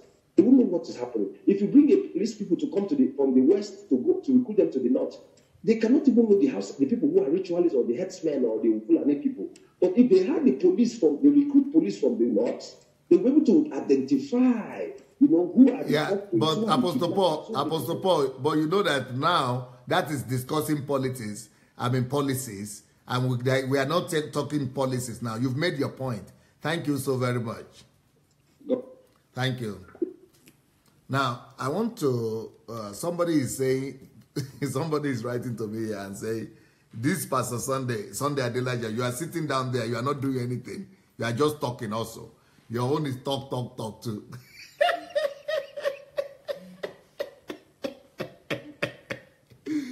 Well, it means you have not seen my program for Nigerian Transformation Project, number 1. It's not difficult to go to YouTube and write Nigerian Transformation Project, Sunday Adelaja, and you will see something there that I'm doing already. Number 2, I was going through Facebook today, and I came across this book. It was put there by another lady. By a lady who wrote, my God, oh, anybody who loves Nigeria must read this book. Now I see that most of the people who are commenting and who are saying, who are talking like this now, they have not read these books. So they don't even know what perspective I'm coming from. They don't know who I am. And they don't know what I offer to Nigeria. They say I'm not doing anything. But one lady today read this book and said, every Nigerian who says he really loves Nigeria must read this book. It's not my words. This is the word of another woman. It was, I think, Dr. Arams that challenged people to read books. So this lady started reading the books, I think, because Dr. Arams said it. And she picked up this book. And she said she has her attitude and to Nigeria, everything changed. So this is how the Nigerian economy can overcome the American economy. Apart from that, there is another one which I think is even a better book. How to make Nigeria the greatest country in the world. You look at my solutions, then find fault, critique my solutions. Come out with your own solutions and see if my solution is, read it at least to see if they are tenable or they are not tenable. Then, about tribalism. Check out this book. Read it. If you will not see answer to tribalism or not. It's called The Danger of Monoculturalism. About Nigerian economy, read this book and see if I prefer solution, I don't prefer solution. The Nigerian and the Nigerian economy, the way forward. Now, concerning politics, Nigerian politics, you read this book and tell me if there is solution there or no solution to Nigerian political problem. Nigeria and the leadership question. Profiling solutions to Nigeria's leadership problem. So I am talking real thing. There is another one that's supposed to be only God can save Nigeria, what a myth. And then there is another one here, how to develop a nation through the dignity of labor. This, you know, but let's be hearing people, other people call. Just for you people to know that I'm not just a talkative. I'm not just talking. I do my own work. And these books that you are seeing, these are part of my own work. I'm doing my due diligence. So it's not that I'm doing nothing, sitting down here. No. Hello, good evening. Hello, sir. Yeah, good evening, DSC. Is that How Prince? Are you doing? As Prince, is that you? Yeah, this is me, DSC. Good evening, sir. How are you, sir? Very well, very well. Thank you very much for this communication today. You tried so much. Well, I'm under fire. You didn't see the comment now. Yeah, I saw the comment. What I just want to say here, first, the problem of Nigeria did not actually start from this administration. That's number one. I know they promised a lot of things. They are not getting it right. I quite understand that. Fine. And permit me to say this. Okay. Since 1999 date, those people who have ruled Nigeria till today, they have failed. Now we dey talk. Yes, there is no two ways about it. We should not just take this administration that helpful and it has been fine. They don't have right to go and kill anybody because of cow. Fine. But there is no administration that because of we cow. have not paid for blood. We have not paid for soul. Quickly, let me say this again. Somebody kill people because of we take oil from our land. This place is not developed. They go to that place and clear that zone. Yes. They are aware of this. Yes. In this country, somebody killed Adelaja. Yes. A good journalist. Yes. Somebody killed Sarowewa. Yes. A great lawyer from Ogoniland. Ogoniland. What is his name? Ogoniland. Ogoniland from Yoruba land. Great lawyer from Yoruba land. Somebody killed him. We are aware of it. Now I have said all this thing. Bolegi. Yes. Okay, those are prominent people in Nigeria. People killed all these things. Fine, we are aware. Now, my solution is this. It's a bad time, even though we cannot go to Nigeria to go and vote 2019. But it's a bad time we have to lecture our people who are back home to start asking questions. For somebody Prince, that will come to you. Prince, you get brain, oh. You get sense, oh. No, wait, hold on. I'm coming. It's a bad time we have to, even though we cannot go to and vote, we don't have PVC to go and vote 2019. It's a bad time. Somebody that is coming to you, that is going to House of Assembly, tell your people, don't bring rapper. Even though he bring rapper, he bring right, collect it, but tell him that 4 years is very short. These are the things we ask you to go and say in the National Assembly, not like Dilo Minaye. No. Ask these people, government, we need, first of all, Nigeria have to build, we need to build an institution. Yes. That was the thing, that was where I was disappointed in Buhari. Why? Yes. I will explain this. Because Buhari is a father. Yes. Age is not his side. He has gotten everything he wants. Then why are you so scared? Build an institution that works the way we enjoy in Western. When somebody is wrong, then take him to court, persecute him, you pay for your price. Law and order. If law and order, that is what we need. If we have law and order, Fulani herdsmen will not go and Of course now. That's number one. Again, there's somebody you are trying to elect. Even in your local government, ask questions. What do you have for us? In the state government, ask questions. What did you have for us? Then these are the things we want. Then if you cannot do this thing, then we go to you, we protest. And again, that's why I support the issue of restructuring.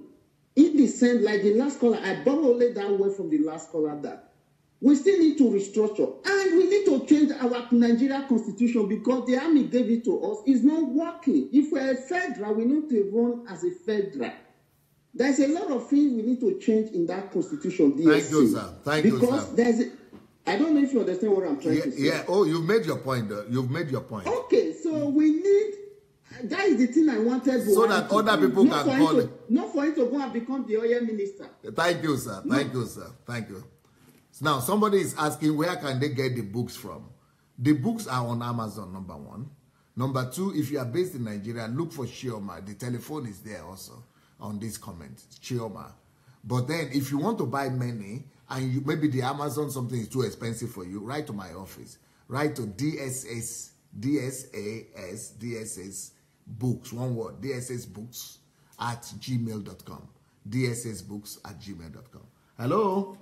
Hello, DSS. Yes, sir. Is that Akin? This is Akin from Nigeria. Yes, sir.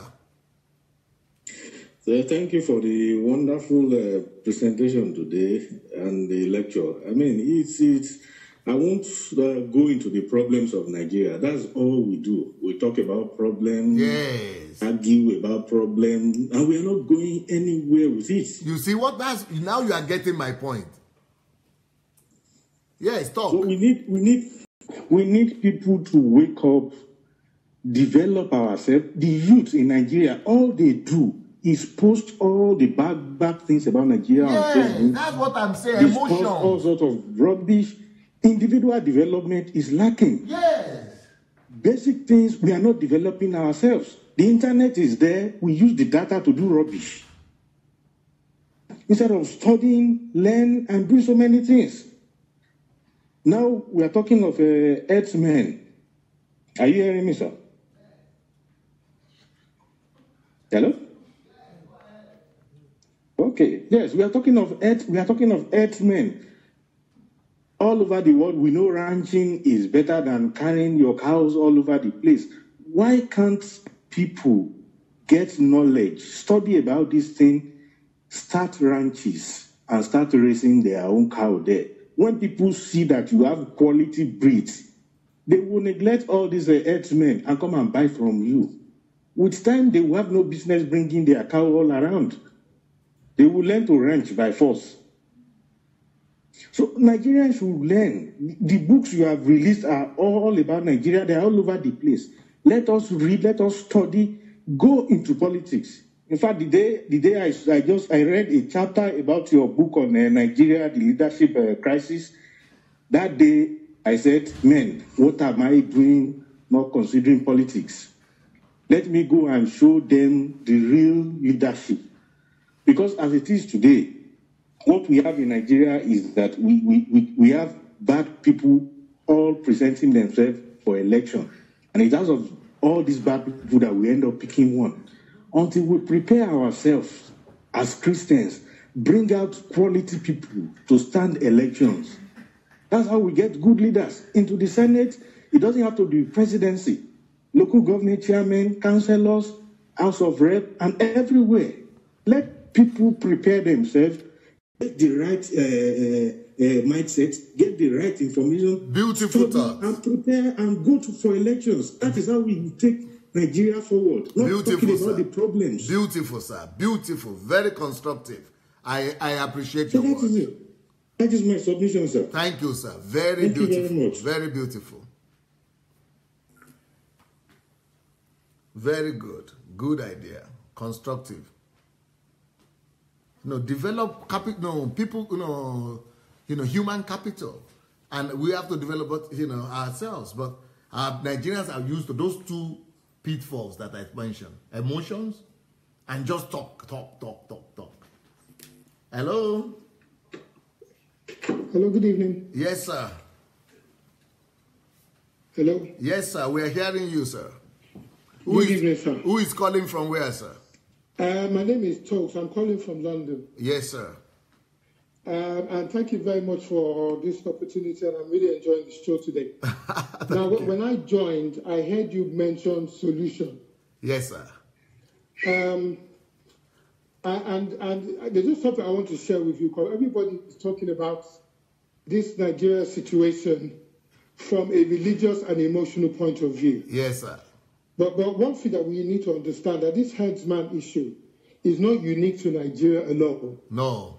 As I'm speaking to you currently, they're having the same problem in Ghana. In Cameroon. They're having the same problem in Togo. Cameroon. They're having the same problem across all that whole region. Yes. So the whole issue about the herdsmen, it is a bigger problem for the whole sub-Sahara region. Mm. Now, the question that we need to start asking ourselves now is that what is making the herdsmen come further south than ever before? There must be a bigger problem that's making them come further south, more in and they're causing so-called destruction. There's a gentleman by the name of Chief Newton Jibono. And DSA, if you do not know about him, I will say, please, Google his name. Newton? Chief Newton Jibono. Okay. Now, Chief Newton Jibono was a... Jibono. I'll just give you a very quick... I'm going to give you a solution, but before I do that, it's very imperative that all Nigerians understand who this man is. Okay. He was a student in London in the 60s that took his car after graduating in London. He drove from London with his car all the way back to Nigeria through the Sahara Desert. Okay. Now, recently, working with United Nations and other bodies, they highlighted to the West African region about the problem of desert encroachment. It is a major, major problem. So what you're seeing happening now is that in those regions in the north, the desert is moving closer and closer to us. Yes. So because of that, we don't have arid land, there's water shortage, and it's creating a very big problem. Yes. And even if you go on the BBC, they did an analysis of it. Global, if you go on global warming. United Nations, all the data are there available for people to see. Global warming, it's beyond Christianity and Islam, because if we do not deal with this issue, it's going to get a lot worse. Beautiful. If we think it is bad now, it's going to get worse. Beautiful stuff. Beautiful idea. So my thing is that you said solution, and I'll give a very simple solution that anybody that cares about Nigeria, Ghana, Togo, Sierra Leone, Ivory Coast, any country, we can all contribute to resolving this solution. Okay. One of the main, even United Nations reported that to stop desert encroachment, we need to go to the north of all these countries. But let's just start with Nigeria. We need to go to the north and start planting trees. I have a partner, a friend of mine, I don't know if you know him, Dr. Aarons, that we are planning to plant 1 billion trees in Nigeria. Fantastic, sir. That's a fantastic idea. And but there is more that's needed. Yes. Because we need to stop that movement of the desert that is coming inland. Chief Newton Jibono reported in his book, and he's got a book called My Desert and I. He reported that there were some villages in the 60s that when he was driving back into all this Mali, through Togo, Niger, Nigeria, he said all those villages do not exist anymore. They've all been covered up with sand. There's rivers, waterways that's completely been blocked by the desert. So that is what's forcing all these people to come further south. Beautiful stuff. You know, and it's creating that problem. My solution is this. My solution is this. Okay. Obviously, people already know you and they know your platform and they know what you are doing. Me personally, I am ready to donate. Donate if what? Anybody that believes that they care for Nigeria, let's donate to that fund that you guys are doing, even if it's £1. Donate money. Or we can even donate seedlings for trees. No, don't worry. We need to donate, don't worry. By the grace of God, more trees in that region that stops the desert encroachment. What's your name, my brother? My name is Tox. Tox, but don't worry. By the grace of God, I'm well positioned to come out. It's going to cost about $2 billion. We are going to come up with it by the grace of God. When we are working on it. And I am willing to donate. I am willing to donate to that. No, because that I don't see. Okay. Even though it does not solve the geopolitical situation, at least it stops that desert encroachment. Because yeah, you are doing the closer the desert comes, means that there's lesser land in a situation where we're having a population boom. We are putting 200 million. Yeah, bro, you've made your point, and one of the most constructive contributions that I've had tonight. Beautiful stuff. These are the kind of things I'm talking about. Not emotions, not just venting emotions or anything, but beautiful, constructive, contribution, working mind. Thank you, Talks. Beautiful idea, wonderful stuff. But we're already working on it. It's going to cost $2 billion, $2 to $3 billion, and we are going to do it. But I don't want to be talking about these things now because people will say, so why are you not doing it now? They will say, so why are you sitting down there? You are not doing it. They will not hear what I've explained. They will not hear that, everything. But anyway, so that's why I would rather not talk about. I will just come and do what I need to do. Hello? Hello? Yes. Yes, good evening. Hello, good afternoon. Good evening, everybody. Is that Yomi? Yeah, this is Yomi calling from Kalamazoo, Michigan. Yes, sir. Yes, sir. Thank you for today's message. Honestly, I've been waiting for you to respond to this, to talk on this. Well, what I want to contribute is, if truly we are one Nigerian, or we are one Nigeria, then we should stop the killing and we should start showing love. Because we say one Nigeria, one Nigeria, one Nigeria, but people are not seeing us as one. Some tribes are killing other tribes, these things are happening. If truly we profess one Nigeria, then let's start showing love. Let's put sentiment apart. Let's put tribalism aside. Some of us are privileged to have education. And what is education? Education is information given to you, or the information you research by yourself. But that does not mean somebody is smart or wise when you have information given to you. You are only wise when you apply those information that you discover or the information that were taught to you. Some of us have been misinformed. Some of us have the wrong education. Because this Hausa Fulani herdsmen that we are talking about, most of them don't have the privileges we have.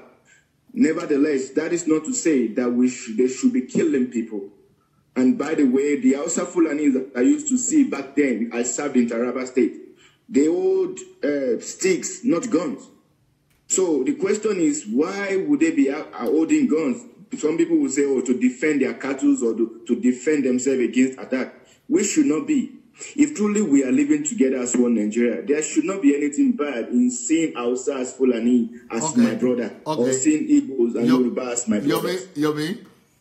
Yes, sir. Okay, since you are a disciple, let me help you with your thinking, with your thinking process. Because whenever you talk, don't just talk emotions. Yes, sir. Okay, you are just talking now and said that you know, we are one Nigerian. So who is what, you know, why are we not living like one another? Okay, who is that addressed to? Who is going to respond to that? I'm just saying this. No. Wait. You listen. You try to listen to what I'm getting to. Now, you now mention that this Hausa Fulani people, no, nobody has the right to kill another Nigerian. You are just saying it. That's exactly what is called emotion. You say you are just saying it. I just say, you don't just say things like that. First of all, ask yourself the question. This thing that I feel like saying, I don't like feel this thing like that saying. Well, who will act on it? Is the person listening to me now? What can I say so that somebody could act right now? So those, you know, I'm still going there, sir. But you don't need to vent. No, you don't need to vent. That is called venting. And that and also, that is called emotion. You must be able to separate emotions from talk. I mean, don't talk emotion. That's what our people are doing. That's exactly what I want to correct with Nigeria. We are talking out our emotions. Don't. And the way for you to know the difference is, this thing I'm saying right now, what are the action points of it? Who is acting on it? What can they do? What am I telling people to do to concretely? Like the last caller, don't vent out emotion. That is what we are talking about, sentiment. Sentiments don't resolve things. It only aggravates matters. When you are saying, for example, wait. When you are saying, for example, nobody has the right to kill another Nigerian. If that way, I am listening to you. I thank God I can cope with it. But people who cannot cope with it, people say, yes, but what right do they have to kill other Nigerians? It's aggravating their anger. Yes, but who gave them the right to kill? That's the response you will be getting. So you are actually aggravating evil against evil without knowing. So solution. Okay, Pastor, I have the solutions written down. Okay, I just said that in my head. So, well, I didn't mean it to be negative, but these are the solutions that I wrote down. That we have been talking and talking and talking. So these are the solutions. Election is coming 2019. If any leader is coming to us who we know they are incompetent, we have the right not to vote for them. If they are bringing their money or trying to bribe us to get their ways into offices, and we know these people are not, they are not right for offices, we should not vote for them. That's number one. Yes. Number two, power must be decentralized. If truly we are practicing federalism, then states should have the autonomous power to make decisions, to have their own state police, to make things work out for their own people. Like, okay, if Lagos State has water and they can generate electricity from water, let them do it. Okay, wait, Yomi. You know, I'm just saying this. You know, there was another person who spoke before and said states should have their own police, and I didn't say anything. But the reason why I decided to say it right now is because it's becoming a general idea. You see, when, of course, there is no way that idea of every state having its own police, there is no way it's going to work. You want another civil war? So when those people who took decision that Nigeria should be mixed, they should, like, just like you do during copper, during youth service, everybody should be mixed together. It is because they have paid the price of blood.